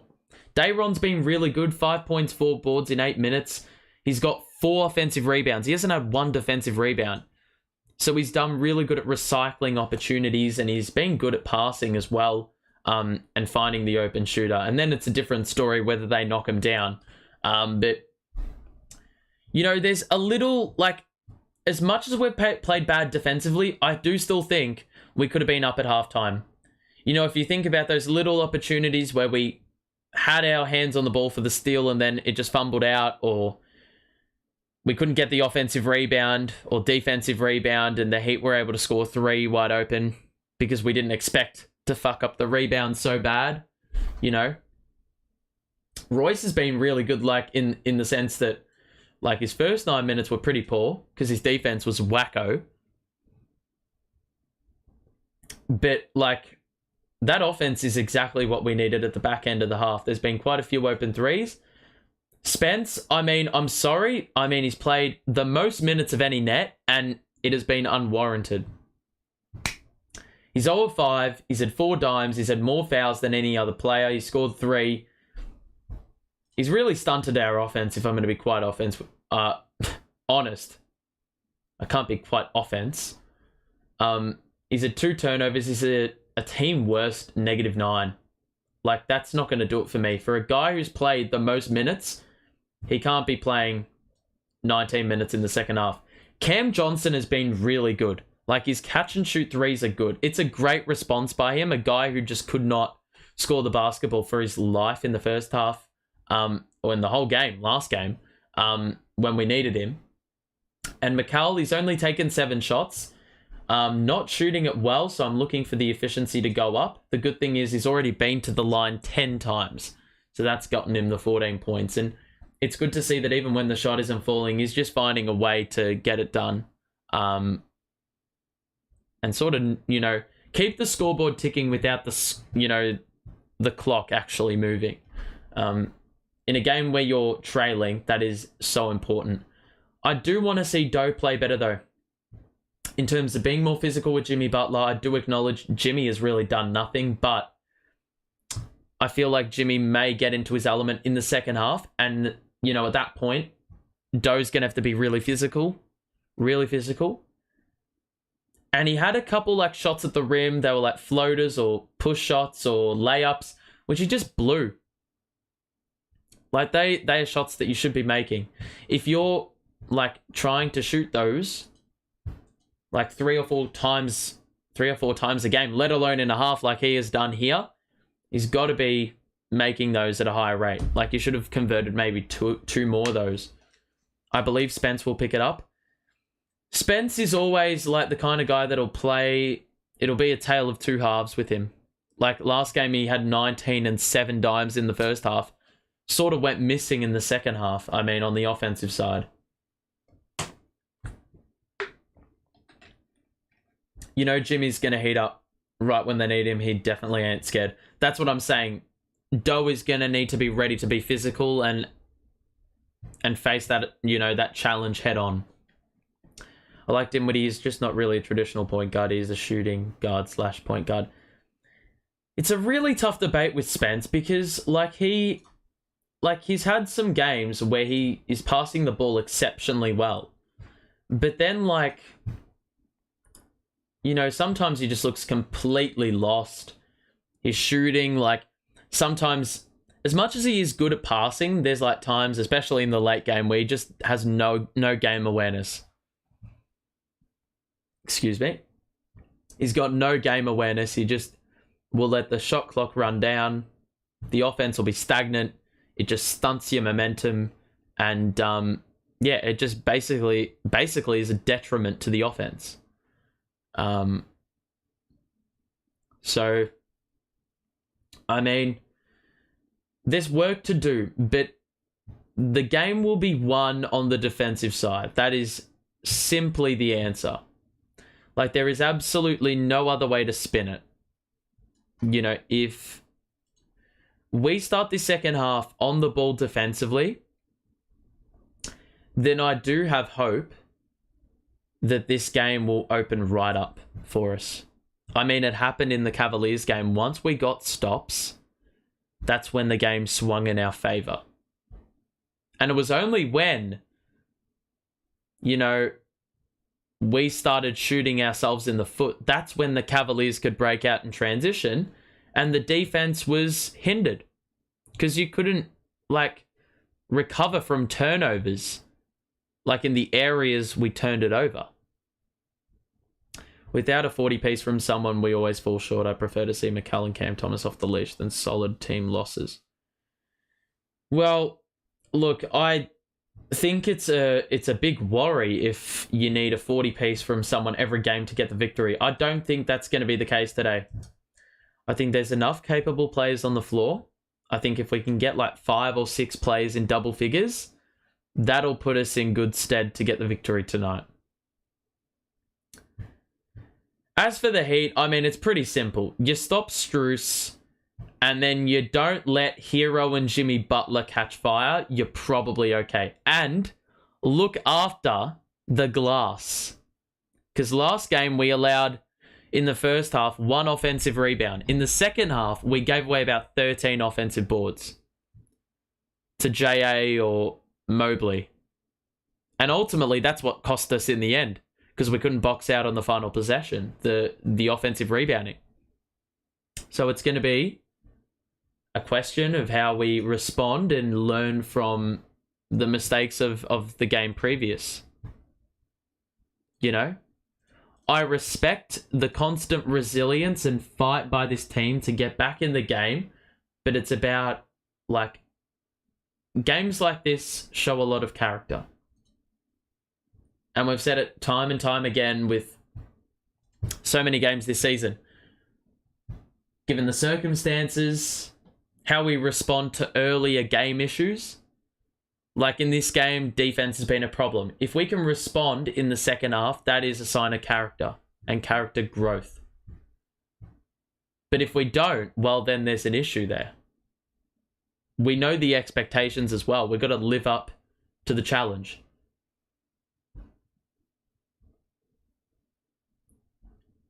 Yeah, don't get Jimmy Butler pissed. I mean, yeah, that's pretty straightforward, eh?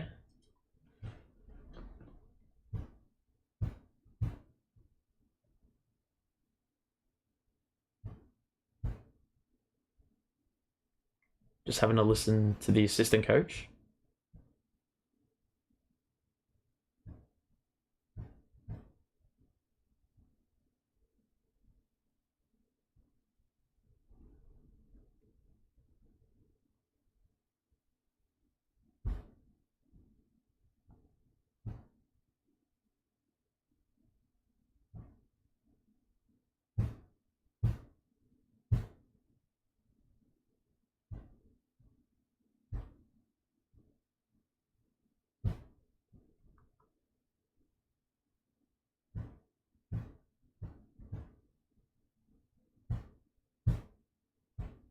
Okay, yep. So it's basically simple shit said by the assistant.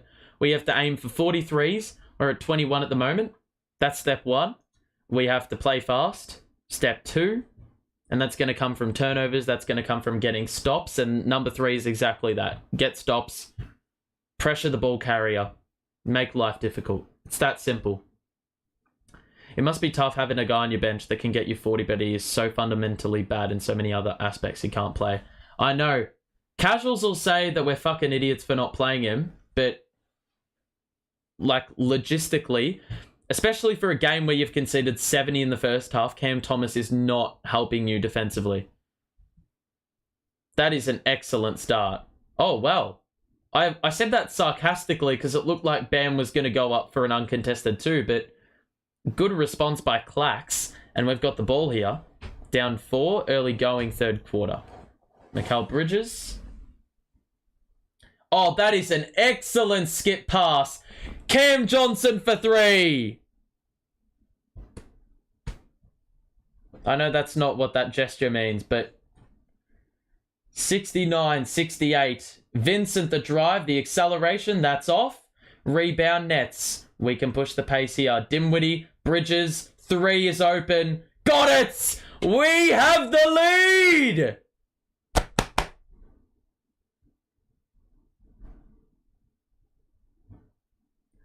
Let's go. Great fight back. 19-5 run, bridging the second and third quarters. Let's go.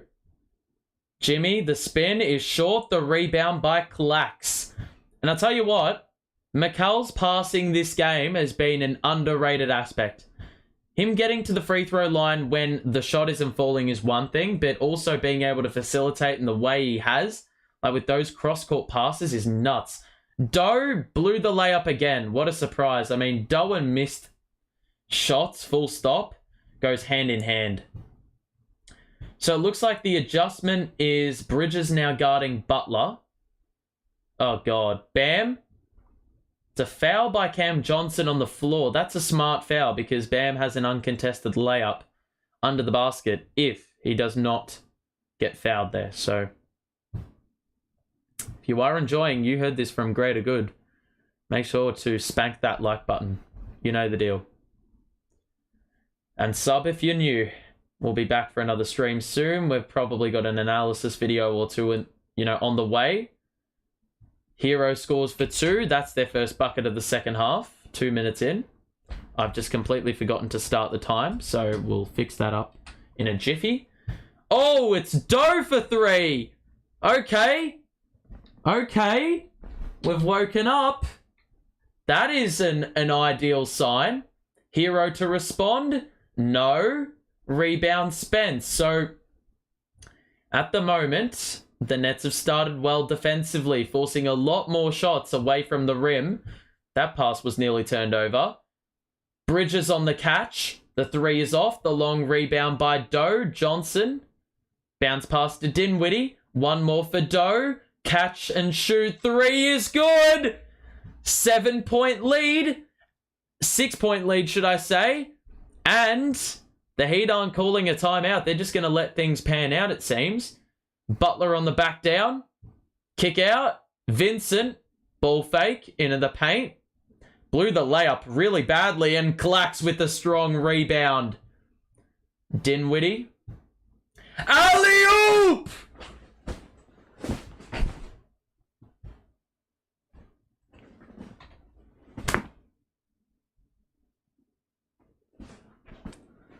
Let's go!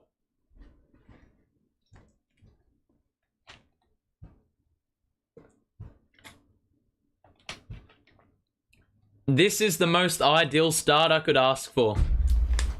Excellent start. We have already scored. This is insane. We've already scored 14 in about 3 minutes. Whilst conceding 2. What did I say? The minute you start missing shots, or the minute a team starts missing shots, this game is going to open right up. And that's exactly what's happened in the first 3 minutes of this second half. It's that simple. Like, who would have fucking thought? The minute you start defending in a game where 2 teams have scored 65 in the first half, it's going to be the game changer. So, very good start to the second half. McCall's been properly good in all that. Cam Johnson. Doe has hit 2 threes. I mean, Doe has been trash in the last few games, but fair bloody play for him coming out the break and knocking down some big shots. 2 big 3-pointers. They could be the difference down the line. But we said, at halftime, they said, what was I going to say? I completely forgot what I was going to say. The reason they've missed shots is because it's been bullshit mid-ranges. It's been layups by Gabe Vincent, of all people. And like layups where you're not close to the rim. It's been like layups a bit further out, so they're more lofted and the angle is harder to perfect. And you've got 3-pointers. Like, there's been nothing easy. What the hell is Jessa doing at the Miami Heat game? On the cam. What the hell? Is Jessa based in Miami? Because that was really random. A really random Jessa sighting. But okay, so the next game we are doing is at the end of the week. We're missing Orlando, Houston, and then we'll be back for Atlanta in terms of watch-alongs. Next week, like, I basically miss the entire week, which I feel so guilty about. Yeah. I was going to do the Orlando game tomorrow, but unfortunately stuff has come up, so I can't actually do it. Which is frustrating as hell. But hey, we did a lot more streams in the earlier part of the season, so hopefully, you know, that sort of makes up for our slow, or, you know, as we wind things down, we're sort of slowing down a little bit. But it's all because I'm unavailable. It's not because I'm getting burnt out. So we've returned. The Heat just scored a 2. Doe, he thought about the 3. He's not going to shoot it. I mean, he's seen the last couple go down, so why not? Doe, McCall, corner for Johnson, down the middle, picks up the dribble. Oh, that is a roped pass. And we're very lucky, because they called the shot clock violation. I mean, the Heat had the ball, so that's a really interesting call. It was like a 2-on-1. We got saved. Saved by the violation, and now the Heat will have it. Same 5 on the floor for both sides. Heat 2 of 7 out the break from the field. We are 5 of 7. Butler on the drive. And it's going to be shots. So Doe's going to pick up the whistle. If we don't get out to playing with that cupcake schedule, I know. The thing is, it's very easy to overreact, but we have a lot of winnable games down the stretch. Where basically, like, this is the last game where we're, like, sort of exiting a, you know, yeah, before we exit a difficult run and enter a more reasonable run of fixtures. I'm not saying Orlando is easy, because they're not. But there is an opportunity to win that game. We've got midweek Houston. We have to win that. No excuses. The Hawks on the weekend. That is a big game as well. I mean, because the Hawks are lingering as well in that 8 spot. Orlando is not sweet. I mean, Orlando are good. Johnson, easy finger roll. That's well done by him. Off ball, the little hook turn. And was able to navigate into a very, very wide open paint. So 81-75, that is a fucking joke of a foul. What do you want him to do there? At that point, you're just ruling out any form of physicality in the game of basketball if that's a foul. That is fucked. Okay, I'm a bit ahead of time here. I'll play it when we align. Butler, the handoff to Vincent. He's got Doe on him. Oh, that was a snazzy dribble package. It was a bad shot and a good box out by, I believe, Spencer Dinwiddie. So another miss. We're forcing a lot of shots, you know, into the hands of Gabe Vincent. Another great pass by McCall. Opens up the floor. Johnson in the corner. He got it again. And McCall opened up the court tremendously. So now we are up to 48% on 3-pointers. And McCall knocks the ball off Hero as they were trying to find him in the corner. It's going to be Nets ball. A little double deflection. And we can get this lead out to double figures. Words that haven't been able to be muttered basically the entire game. Cam Johnson is responding incredibly well to, like, the criticism that he rightfully deserved in the previous game. Non-existent last game. He's already got 23 in this one. Bridges on the wing. Shoots over Hero. It's off. Do! Ah! The putback dunk for 2. 11-point lead. We've got 23 second chance points. Dayron's been at the center of that, but a number of players have also contributed and been very alert. Hero, that layup was halfway down, but was off. And now the Nets can reinforce the lead further. Bridges, corner for Doe. Thought about the three. Shot fake, drive, layup. Doe has woken up and responded so well. Long way to go, but this is a great, great sign. Butler picked up his dribble. Hero back to Butler. Faces up Dinwiddie in the corner. Gets into the middle. Shoots the two. Hits back iron. Another miss and another rebound for the Nets. The seas parted and Dinwiddie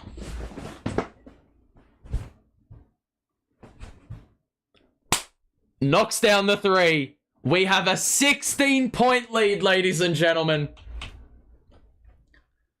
Holy smokes! I mean, I was talking about responses, but what the fuck is this? I mean, what is this? On that occasion, the seas just parted and everyone vacated from Spencer. I think they thought he was going to drive it, but 91-75, we have only conceded 6 points in just a tick under 7 minutes. And what did I say at halftime, ladies and gents? I said, defense opens the game up. I'm not saying I'm a fucking genius, but it was rocket science. Let's be real. I've said it like a million times. But the response from some players has been unreal. The offense is really like lifted because of all that. No lead is safe. 100%. But I'm like, this is the response we needed. In the short term, this is what I wanted to see. Cam Johnson has been unbelievable. McCall, seriously, 6 dimes. That's what you want. That is exactly what you want. 6 dimes. They've been 6 very damaging dimes as well. Clax is 9, Spence is 6. And we talked about Spence having no impact and him needing to lift. Because what he did in the first half was unacceptable in basically every category. He's already had 4 dimes in this quarter. And he scored that 3-pointer. So he's been big. And the 3-point shooting has gone up. I mean, the field goal shooting has gone up too. I believe we are, since the half, 10 of 13. And from 3, we are 6 of 8. The Heat, I mean, they've got nothing in the second half. Gabe Vincent has taken a lot of their shots. Their shooting has gone down from like the 60s to now the 50s. It is, well, yeah. We've basically turned everything around. Doe has been big as well. A couple big threes. He scored 8 points in the quarter, which Doe isn't obviously an offensive weapon, but he's been really good in like this 6-minute stretch. He himself, Doe is outscoring the Heat in this third quarter. For a player of his offensive ceiling, like, yeah.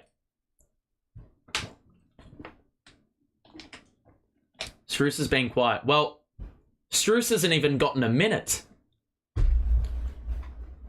They haven't played him for some uncanny reason. They have not had him on the floor this entire third quarter.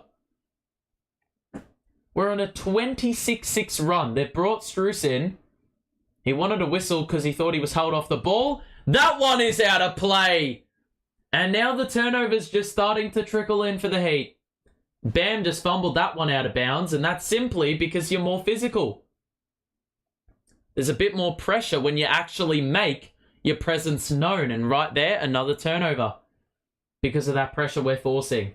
Johnson to Bridges, into the paint, mid-range, short. I don't like that shot, to be honest. Especially in a game where McCall cannot shoot. Strus, that's good coverage. Force the ball out of his hands, and now Bam in the post. He's gonna... I'm surprised he's not facing up Cam Johnson. Martin is left alone top of the key, and that is a miss. Rebound McCall. How are we on a 26-6 run? Defense. Bridges is fouled. Got it! Ooh!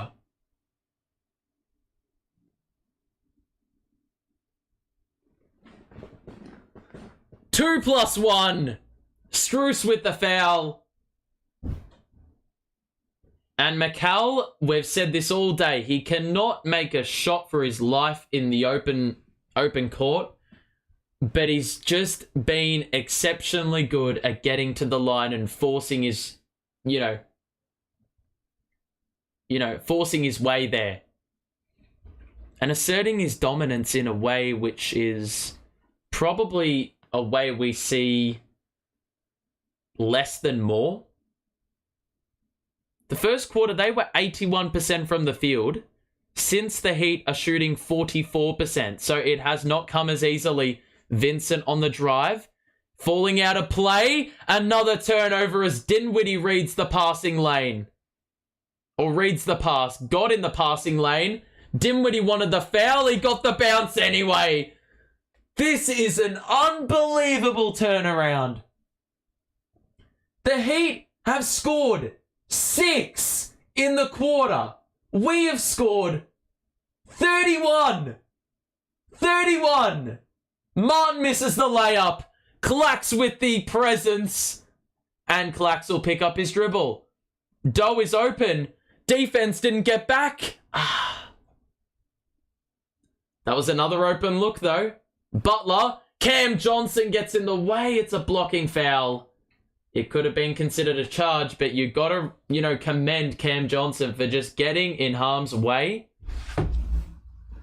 and willing to just take one for the team there. Yep, he's definitely on the move there. Don't mind me, I'm just checking my super coach. You will have no idea what that means. It's basically like fantasy, but the AFL version. Just having a look. 21-point lead, ladies and gents. I mean, we talked about defense improving, but this is just fucking ridiculous. 6 points conceded in nearly 9 minutes. And that is with their starting 5 on the floor as well, may I add. They have not made a field goal in 5 minutes. Butler makes a 3. I mean, that's something I didn't think I'd be saying. To break the rut. A 3 for Butler, and he even wasn't very convincing trying to shoot that. With an 18-point lead, we have to learn from last game. Serious learnings came out of last game. We need to learn to manage it better. Bridges fading away. It's off. Dayron with the offensive rebound, and he picks up or draws the foul. Dayron again, bro. He literally is an offensive rebounding juggernaut. Every rebound he's gotten today, all 5 have been offensive. You don't know how, beneficial that is to the performance of a team. Full stop. Dinwiddie to the corner for Doe. Got rid of Lowry. Royce is open. The 3 is off. The rebound by Strus. Now, the Heat probably want to make a late quarter run here because they've been ass. Oh, no. Strus is off. I think the run of Strus hitting big shots has probably ended. Actually, I don't want to make that call too early. He's only missed 1 shot in this second half. Now, to put it into perspective, we are 63% from the field. Dinwiddie on the drive. The finger roll layup. He blew right by Strus and scored for 2. But we're now shooting above 63%. The Heat are shooting 21%. They've made 3 field goals the entire quarter. This has been an incredible lift. Butler the spin. Dinwiddie did well to anticipate it. Butler did well to anticipate his miss. And he put it back up and in for 2. So Butler's keeping him alive here. Dinwiddie. Dayron good take. Blocked by Martin. Rebound by the Heat. Fair bloody play. That's a big defensive play. And then Royce read the pass as Caleb Martin cut back door. Turnover the Heat. Dayron with the alley-oop finish after Royce fed it to him in transition. Heat defense not set. We have another 2 points. And the lead is back up to 20. Big turn of events. That is a bit of rubbish. I don't know how he's fucking gotten the whistle for that. What do you want him to do there? What the fuck is that call? So Butler's going to get a shot at the line. He's scored their last 7 points after they could not make a shot for their life in about 5 minutes. So, I mean, what a damn miracle of a quarter, eh? 38 points in this third quarter. Butler makes the free throw. But like we talk about this team like having shit third quarters, they also have the ability to have ridiculous third quarters. I don't know why it changes game by game. But fair bloody play, I'm not complaining, am I? Dinwiddie, please just pass it. Spence, off the window, that is a terrible shot. Spence is so unhappy, he's fucking complaining. Lowry, blocked by Clax! And he's like, who the fuck are you trying to go in there? Who are you? Who are you? Absolute bum. Get out of here. Don't even try that. So 52 seconds left. Bounce pass. Oh, that's a very good play out of the inbounds. All right, so 15-point game. It was as high as about 20, 21, I do believe. So they've done well to respond here, the Heat, but we can't fall into bad habits. We're in control, though. Sumner. He's got, 3 to shoot. Nearly lost his footing. He's got to put one up. Oh, that is insane. How did he get there? Clax did well to fight on the glass. He got a vital hand in there. And he's gotten us another possession. That is incredible resilience by Clax. And now Royce is open for 3. It's off. Clax again. The putback 2. That is 3 offensive rebounds by Clax. And in the end, he's the man who also gets credited with the 2 points. I mean, he probably needed something to show for those offensive rebounds. He also picked up a foul just then as Caleb Martin drove. So it's going to be 2 shots for him. So the Heat have gotten the scoring going again. But the good thing is we haven't really had ours stunted in any way.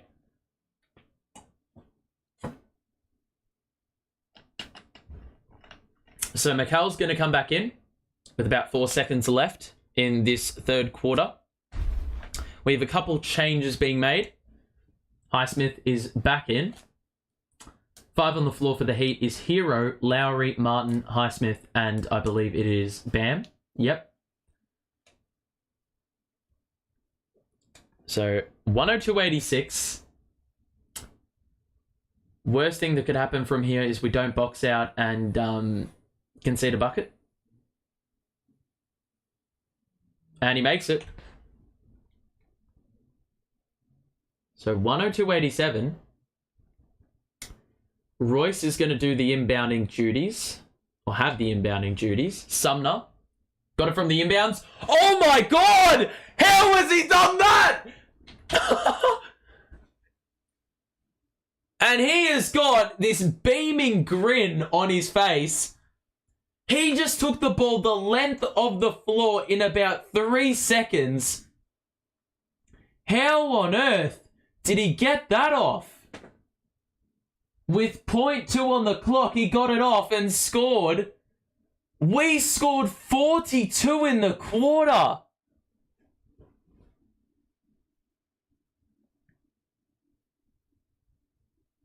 This is baffling. I mean, I'm very happy to be surprised. But boy, am I surprised. Let's have a look at the box score, people. The Heat aren't shooting it as well. I mean, they're shooting it pretty damn well still. But that being said, if you look at how they started the game, they've dropped off significantly. Yeah, there's not really much to talk about. Jimmy Butler did really well in that third quarter to keep them alive. But look at the Nets. I mean, look at the shooting. Look at the shooting by this team. I mean, it's lifted significantly. We're at like 44% earlier in the game and 30-something% from 3. This has been a big lift. A big, big lift. And we talked about it at halftime. About 5 or 6 players needing to be in double figures for us to win this game. We've already got 6. Royce is pushing it. Dayron is as well. Spence lifted in that third quarter. I mean, he's on triple-double watch, essentially.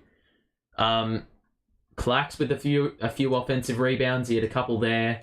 Doa's got 4 offensive rebounds. He lifted in that third quarter big time.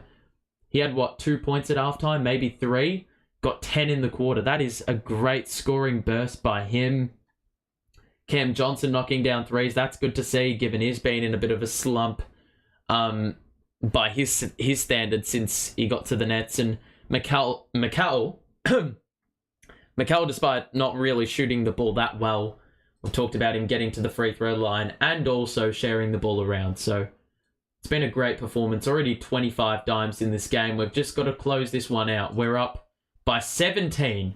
I mean, if this does not scream opportunity to win a damn game of basketball, I don't know what does. All we need to do is not do what the Heat did in that third quarter, and we should be okay. Only winning controls destinies. Well, we're in charge of it right now. I mean, we've got the lead. We just need to not fucking screw this up. Mikal on the drive. The pass to Clax was ropes. He recovered it well. And we're going to have to reset, but not much time to do it. 5 to shoot. Royce the Euro. The layup is off. And he missed it badly. A good defensive possession by the Heat. And now Lowry picked up his dribble. And they're going to feed it out to Struce. They got Bam in the post on Royce. This is not good, but Royce strips him of the ball. And that is a great single man defensive possession. On an island with Bam, he stood up incredibly well to the task on that occasion. Mikal, baseline 2 falling away. That's off. You know what? I'm not a fan of Mikal shooting the ball in this last quarter. I have to say. I understand the ability, but he has not had his shooting stroke in this game. Bam misses it badly. And a rebound for Clax. Hopefully we can just suck the life out of this game early. So then it's just smooth sailing the rest of the way. Bridges. Alley-oop. Oh! Do not go in there!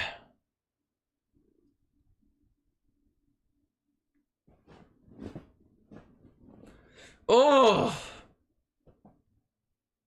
What a pass and what a conversion. This Nets basketball is some of the most satisfying I've watched in the last 5 games. I wonder why. But, wow. This second half has been one of the best halves of basketball I think I've seen from this team. Full stop. We've seen some good fightbacks, but this is just on another level. We have dominated, obliterated them. That was a miscommunication, and Lowry had a wide open 3 because of it. It is knocked down from the top of the key. And a long way to go in this game. So look, as much as we've played well, it's only half the job done. Mikal over Bam. Mikal's got to stop shooting him. They've got that covered in this game.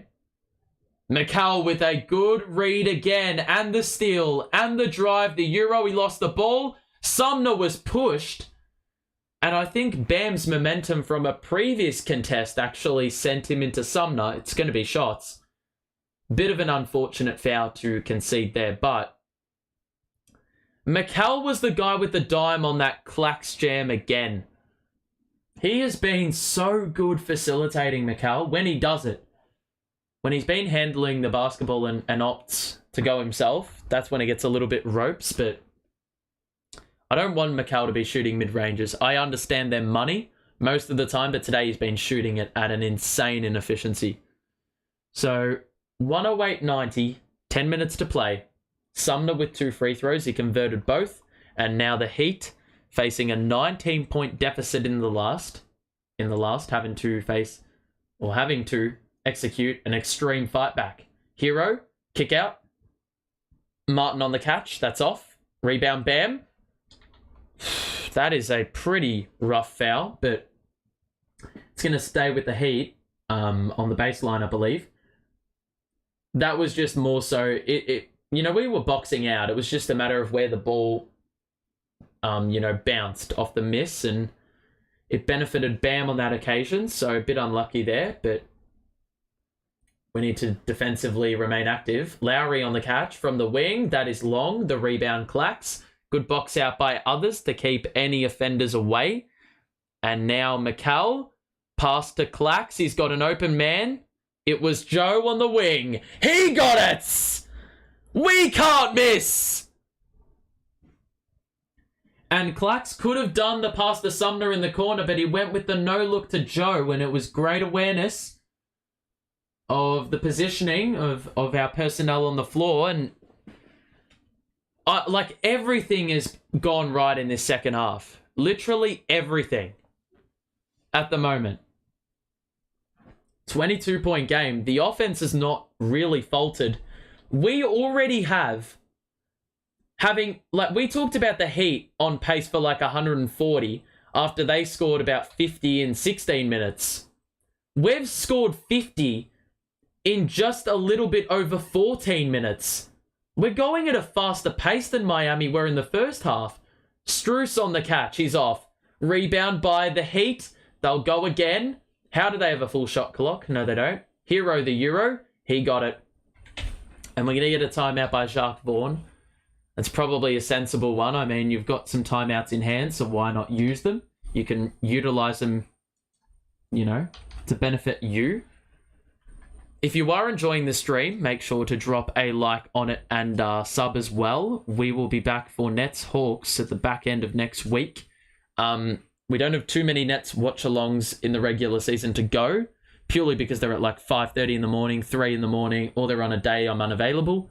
But we will try to get some analysis out in the weeks or the stretches of games I miss. So, yeah. We also have a donation button if you feel the need to donate, if this stream warrants you paying out of sympathy. I don't fucking know. You can do that. But yeah. Regardless, I'm more so happy that people are here. That is the number one thing for me in a stream, is having people in one place. If you have less people, it's not as fun. There's a lot more interaction, a lot more opinions you can feed off and talk about. That's the most rewarding thing about having more people. When I sub, it's not for or when I tell you to sub, it's not for the number, it's for the fact that if you're here, it makes the experience more fun.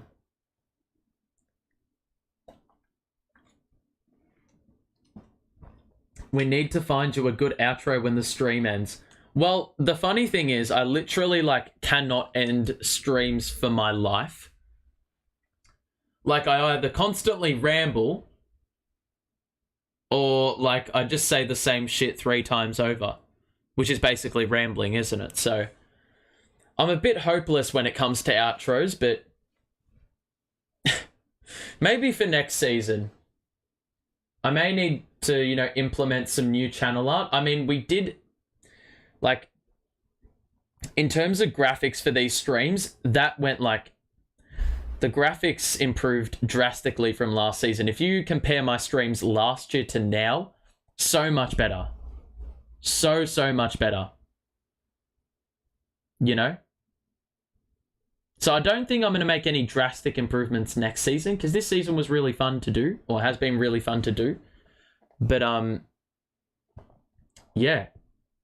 So, I may just update images and a few little things here and there.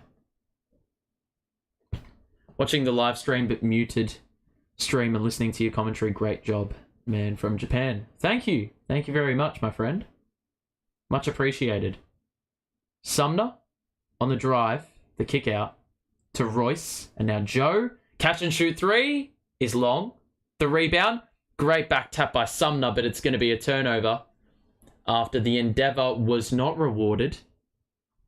Unfortunately, that one was just sent well over the top. We need a sign-off catchphrase. It's funny because I watched this bloke who literally, at the end of his streams, or not streams, his videos, he says, literally, his sign-off catchphrase is fuck off, literally. So funny. I mean, it's pretty signature if you ask me, but I'm not going to be doing that. It's got to be something else. It's gotta. Butler in the other corner. He misses, and that's obviously not his signature. If we're talking about signature. That's Nets basketball, and remember, where's the foul? Legit. I mean, I do say it's not rocket science a lot. So, I mean, if we can implement that somehow, that could be a sign. It's going to be Nets basketball. Seems like there's a bit of spillage or something. We've got a bit of a replacement basketball coming into play now. I also have to ask why, from like your opinion as viewers of my stream, what is the reason you mute the live stream, like that you're watching, and you play my stream audio? Is there a specific reason why you do that? Bridges, oh, that is so tough. Basically lost the ball mid-air, falling to the floor, and still got it to go. I mean, he can't convert open jumpers tonight, but he's been able to do that. Crazy stuff. Hero on the move. Mid-range is off back iron, but it's a little bit long, and another rebound for the Nets. We are in a very comfy spot right now. We just need to play the percentages. That's really all it comes down to. Dinwiddie on the drive. Foul. It's going to be 2 shots. Struce will pick it up. Your stream is 10 seconds faster for some reason. I have no idea how that's possible. Sometimes it's either slower.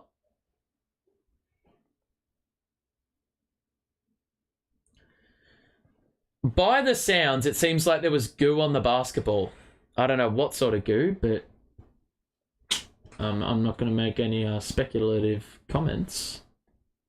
Yeah, I have to ask though, is there a specific reason? Is it because I'm a Nets supporter and you prefer to have a more pro Nets like stream? Is it just like the fan reaction gets you like that's like more enticing? Let me know what it is, because it always helps me to be better as well. Butler. Oh, well done, Royce. It's going to be heat ball, but Royce has been really good with active hands in the second half. Once again, disrupting a layup attempt by Miami, and it's going to be heat on the baseline after, I believe, one of the Nets had their bums on the sideline. I have one earbud listening to you while watching the game on TV. Credit to you, because I don't know how you can listen to 2 voices at once, but fair play. Oh, well done by Clax on the help. He forced an air ball by Bam. Mikal was there holding his own, and another shot clock violation, another defensive stop. It's Royce, bro. Royce, a couple possessions ago, did well. You make me think I'm on the hill watching the footy with fellow fans. Yeah, well, that's usually like, I think that's probably the big thing. It becomes less like, oh, that's a turnover by Mikal. I'll talk about it more the timeout and maybe post-game. Lowry's just lost that one out of bounds. It's almost like they were playing too fast for their own liking, and it's going to be Nets ball. So we just need to play slow, quite honestly. And I think Jacques Vaughan wants to do that. He's actually gone on the court to get his message across. So we've got about 6.5 to play. And Joe Harris is going to set the high screen. The switch sees Dinwiddie guarded by Hero. And now Mikal is guarded by Hero. Dinwiddie shoots a step back 3. Oh my God. How are we up 27, bro? What the fuck? Dinwiddie took a shot. Dinwiddie's off screen. Bro got sent to the fucking Shadow Realm. He is really sore in the wrist, I think. Oh, he's got to go to the bench, I think. There's no way he can continue. He's going to go to the bench. Let's have a look. Oh, fuck. What the hell happened there? Like, he was holding his, like, chin, but at the same time, he's holding his wrist. I don't know what's going on here. That is so difficult. I think the Nets have one of the most unbiased commentaries in the NBA. 100%. But yeah, going back to Potty, your comment, it sounds like I'm saying potty. Yeah, like, I think that's one of the big things. Like, I'm uncensored. I'm unforgiving. I'm like, sometimes, like, I'll praise players. I also won't praise players. It's sort of like an open chat room. Basically, it's an open conversation. It's important. The whole time I've been doing this, I do not ignore any comments. I think, one, because it's at a manageable pace. Like, the messages aren't flooding through, especially with a crowd like this. Like a group of people we've got like this. Way better to listen to passionate play-by-play. Simply put, you're just more engaging. That's exactly what I want to hear. Exactly what I want to hear. Because if I'm not engaging, you know, well, then that's a problem, isn't it? If I'm not engaging, the stream can't get better. Or like it, you know, or you're not going to be here for long enough. And for people that want to watch, like, don't have access, like, you need something that can keep you properly engaged. Why do the Nets play better on the road? Fucking, it's my best guess. Better commentary than the Americans really should apply to the Nets organization. I seem to be knowledgeable about the Nets. Well, I would hope so, given I follow the Nets dearly. I mean, doing this many streams all year, I've seen it all. Been through the trenches. I mean, that sounds so, like I've been through war. But, I mean, losing Kevin Durant and Kyrie might as well have been war, you know what I mean? Like, serious hardship being shown there. Or serious hardship I experienced on that very day that KD left. But fam, we have outscored them 54-25 in the second half. That is fucked. That is an absolute domination of the highest order. On Udonis Haslam night 2. Legit, yeah. Udonis Haslam has been a fucking journeyman. He's been so serviceable to the organization.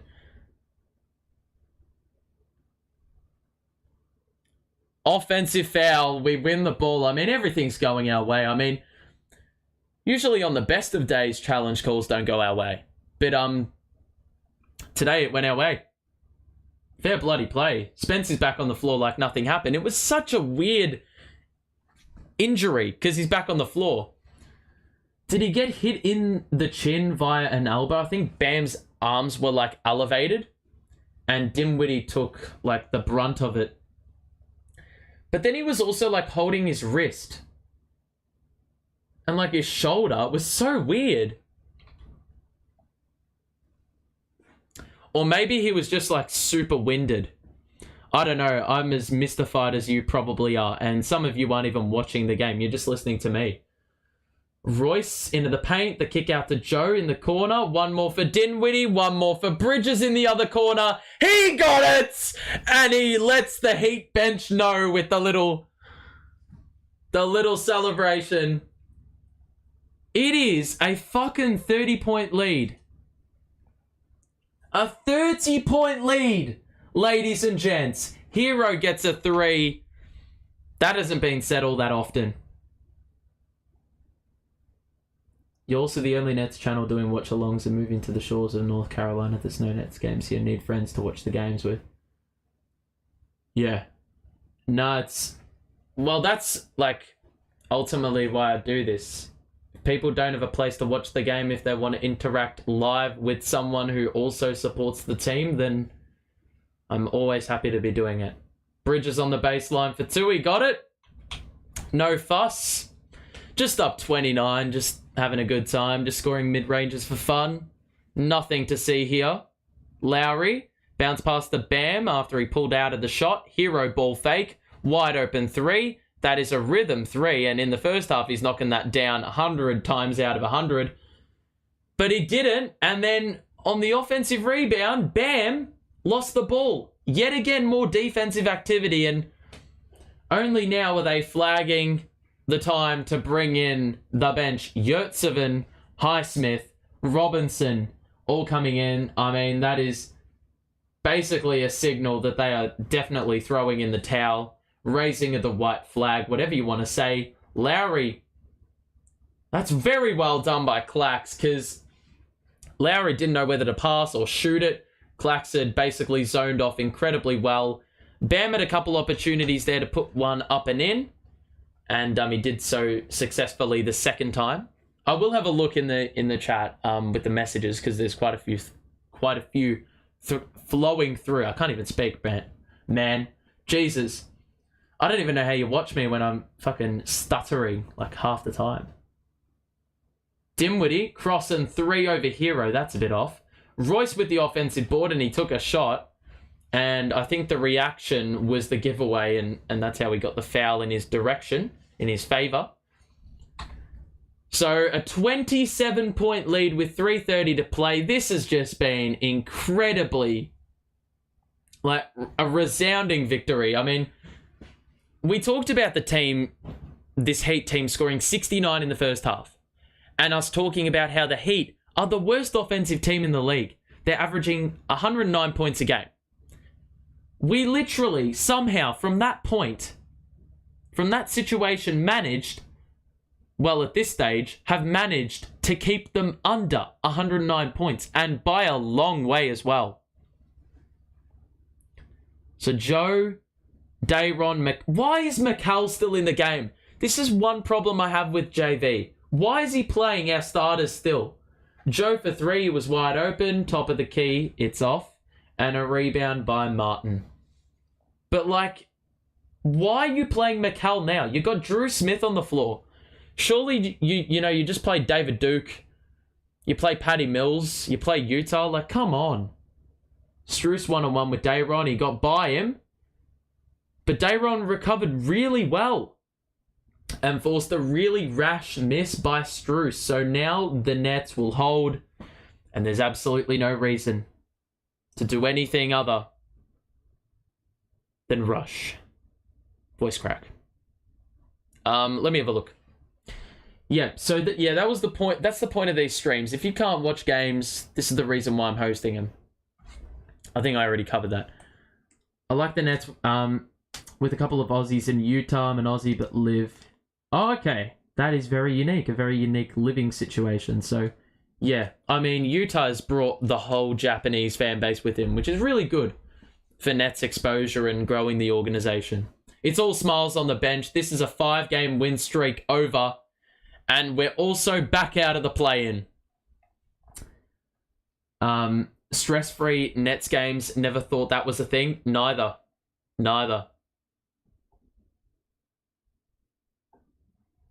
Staggeringly good second half in a game where I was ready to ask you for a start chant.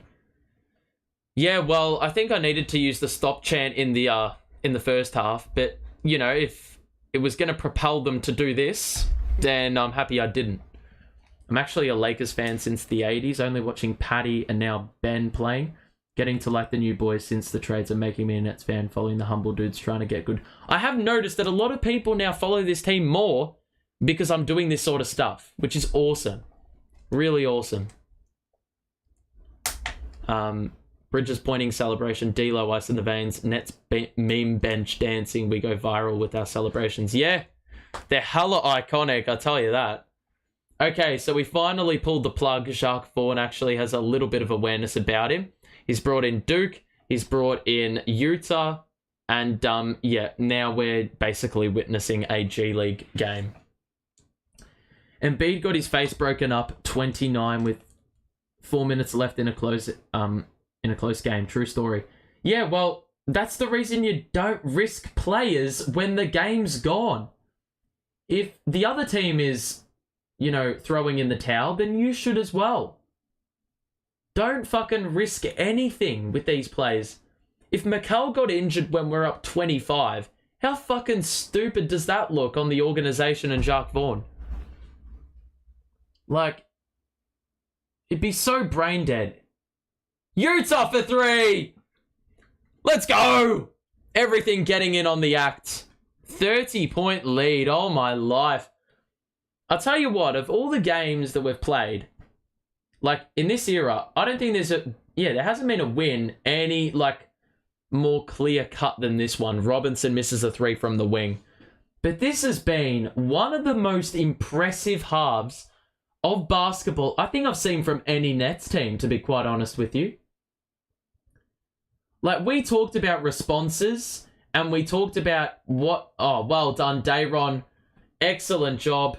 Once again, persisting. He's going to get shots. We're in the bonus. Couple offensive rebounds. If only we won against Cleveland. We can only just say... We can only, you know, say... Like, we can't impact that anymore. I'm not willing to get caught up in that loss anymore. We just focus on what's ahead. And we've got a favourable run of fixtures coming up. Dayron makes number 1. Ben's done for the year, though. I'm just going to be quite honest with you, I think. We've got the Magic tomorrow. I won't be there for that one, unfortunately. Fortunately, something has come up. So, I was going to do that game. But, yep, that one's been ruled out. So, we'll see how we go. For analysis videos, I do have some other stuff planned with some other sports. So, yeah, alongside life. So, yeah. Apologies for that.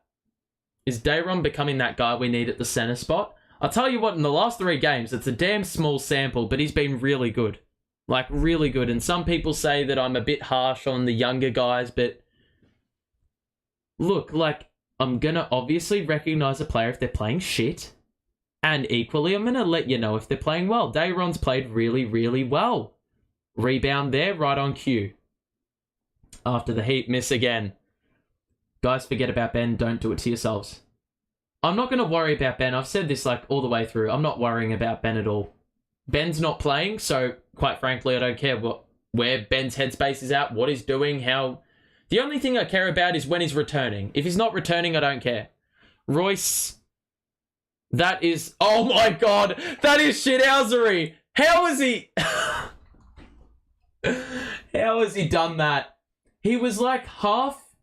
Like in the state of mind of shooting and half in the state of mind of missing... Like, sorry, not missing, passing. He's accidentally thrown it off the rim as the shot clock was expiring, then got his own rebound, and then it went out of play. It went out of play off the Heat after they were fighting on the glass again. So, yeah, we're turning like... Oh, there's a foul. And they can finally crack the ton. Who would have thought that I'd be struggling to say that? And we'd be saying this only now. This is pretty embarrassing, I have to say. If you're a Heat supporter, far out. This second half, compared to the first half, that is bad. We talk about us being embarrassing. Now, I want you to take what you said pre-game about us losing the previous game. And, oh, the Heat scored 100. Give them a round of applause, people. They scored 100. But more importantly, let's give us a round of applause for winning by fucking 30. After conceding nearly 70 in the first half. That is unreal. Unbelievable. And the Heat crowd is shell-shocked. If the Nets would have defense and offense at the same time, it's playoff deep. Well, yeah. That's every team, though.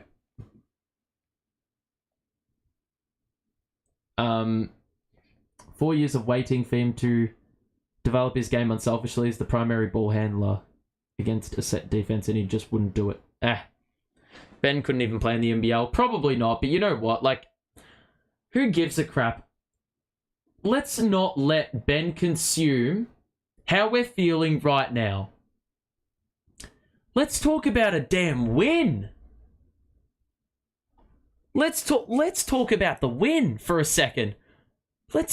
Bro, I don't mean to be mean, but fuck off with the Ben discussion.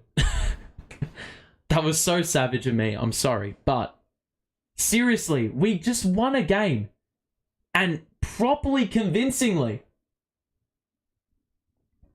And what a response. I talked about at halftime us literally needing to respond and how much character it would show given the importance of the game. We're back to the 6th seed, baby.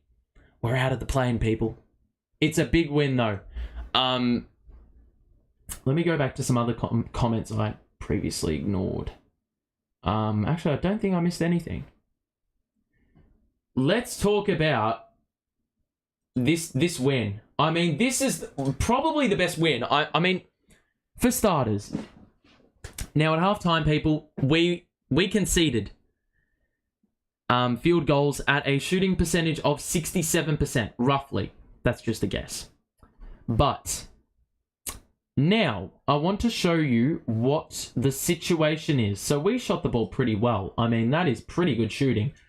If you're leaving now, make sure to show your support on the way out and sub if you want to for more Nets content coming your way. But we look at the Heat, and I want you to just notice a few things, right? So Hero played well. Bam did all right, but Bam actually made his first 7 shots or 6 shots. He ended the game 8 of 14. Jimmy Butler didn't score in the last quarter. This team is like Jekyll and Hyde. It really is. But here's the big thing, guys. Max Strus. We talked about this guy being streaky as fuck, basically. He was 9 of 9 at the half. He didn't miss. Or 9 of 10. We're going to say it's 9 of 9 because he threw up a half-court heave. Basically on halftime. But he had 23 points. Now, you want to guess what he had at full, or has at full time? 23 points. And he did not make a field goal in the second half. Now, if that doesn't visualize for you how much we turn things around, then I don't know what does, right? And overall, they're shooting sub 50%. 40% from 3 is still really good, but for a team that can't shoot the 3 balls super consistently and just offensively aren't good enough, the minute they started, getting into a rut and really putting pressure on their defense, like in having to get back constantly because they couldn't score, and there was a lot of open court transition plays for the Nets, it was curtains, basically. We said that the minute a team rocks up on defense in this game, it's game over.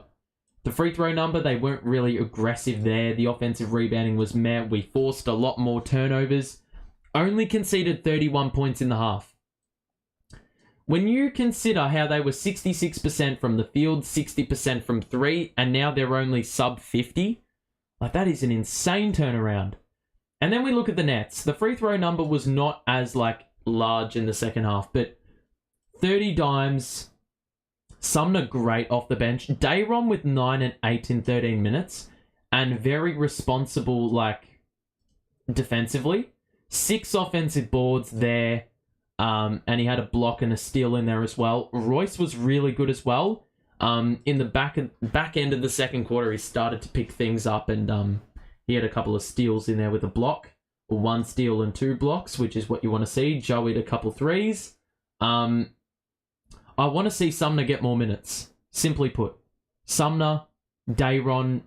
Dayron's earned his stripes, to be honest. But if we talk about the starting 5, I mean, Cam Johnson, great response. Dorian Finney-Smith, as much as the numbers aren't very eye-popping, he scored 10 in the third quarter. Great defense. Hit a couple big threes, especially at the start when we were really, getting going. And 4 offensive rebounds is what we want. Look at the starting 5, plus 31 for Clax in 34 minutes. I mean, even Cam Johnson, he only played 25 minutes and was a plus 25. It's pretty nuts. But even Spence, we wanted a response. He had 3 points and 4 dimes at the half. He's ended the game with 15 and 9 dimes. He's shot the ball much better.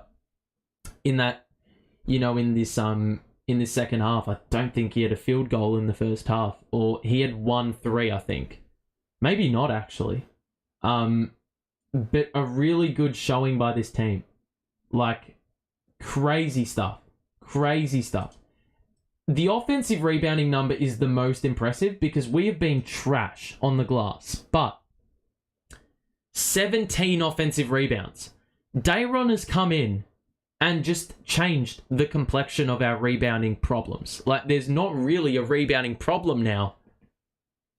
Or I would say the rebounding problem's still there, but the problem of us not being able to generate offensive rebounding or offensive rebounds and generating second chance opportunities, that no longer is an issue. At least in the short term, that's what it's proven. Why isn't Cam Thomas playing? Well, I don't think, I'm just going to put this out there, I don't think Cam Thomas is contributing to a team that concedes 31 points in a half. I wouldn't say it's a strange one at all. I understand the hysteria around Cam Thomas not playing. It's a weird one. It's like a stigma, basically, but... no, not stigma, enigma. But, like, Cam is not solving the defensive issues. That's why he's not playing. Simply. He's an offensive weapon, but he's not helping you defensively in the way in which we needed. You know, we conceded 69 in the first half. Cam Thomas defensively sucks. He's got a 118 defensive rating. That's not going to get us back in the game, is it? Off to watch the Nuggets-Bucks second half. GG Nets Nation. Thanks for joining us, Clarence. His 40-point games, we were 1 and 2, if I'm not mistaken. Correct. A very different situation, though, and it also depends on opponent. One way to fix our offensive rebounding issue is to make our shots. That's true. And number 2 is Dayron. Well, yeah. I mean, the offensive rebounding won't arrive if you make your shots, because there's not going to be a chance for an offensive rebound, but I do think that Dayron being in the game just is high impact in a very short space of time. And look, if we've had to wait this long for Dayron to actually make an impact, then I'm fine with that, because we will need him in the playoffs or the play-in, whatever scale, or what's the word? Whatever climate we're in, we're going to need him. We're going to need a backup big to just relieve Clax. But overall, like, this is just ridiculous. I mean, we outscored them in the second half by 36, 67-31. Huge win. Cam Johnson responding well, Doe doing excellent in the second half. I mean, this game was won in the third quarter, and it was... We said the defense needed to lift, obviously, by both teams, but it was going to be whoever acted first. It was going to be the indicator of who won. And the Nets outscored the Heat by 21 in the third quarter, 39-18. And then in the fourth, outscored them 25-13. So, obviously, a bit of junk time included in the fourth quarter, but even still, like, holding the Heat to under 20 in the back end of the game, in the last two quarters, when you compare us to the first two, or compare it to the first two where we couldn't concede under 30. You know, it's a crazy turnaround. And as I said, it's going to be a matter of how we cope. Like, this is going to, well, obviously dictate where we end the season, like in terms of ladder position standings. But it's going to tell us a lot about this team. What we can do in this run of games. And before I head off, I'm just going to run you through. We've only got 2 streams left, people, this year. So I'm going to try and make it up to you and get some analysis out when I can. I can't make many guarantees, but I hope to have at least 1, 2 if, you know, where we're tracking well, but I'll definitely try to do 1. But if we talk about the schedule, the run home, you can see it on the right, but we've got now the Magic, the Rockets, the Hawks, the Jazz, the Timberwolves, Detroit, Orlando, and Philly. As far as I'm concerned, we need to beat Orlando, Houston, Atlanta, Utah, Minnesota, Detroit. I reckon we have to... I reckon we'll lose once against Orlando and maybe against the Hawks. I'm accepting no less than 5-3. I definitely think we can go 7-1. Heck, we went toe-to-toe with Philly last time we played them. So we could be 8-0. 7-1. I mean, if we played like we did in the third quarter, then obviously I reckon we could win 8-0. But that being said, if we play as shit as we have been in the last 5 or so games prior to today, we could also be 2-6, and we're definitely in the play-in at that point. So we'll see how we go.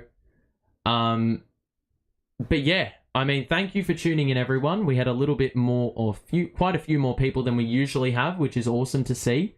Thank you for hanging around. Quite a few of you have been here for the whole stream, so awesome stuff. Also, awesome commitment to the cause. But we'll be back here for Nets Hawks next week. Thank you for the support. Make sure to drop a like on the way out and subscribe if you are new.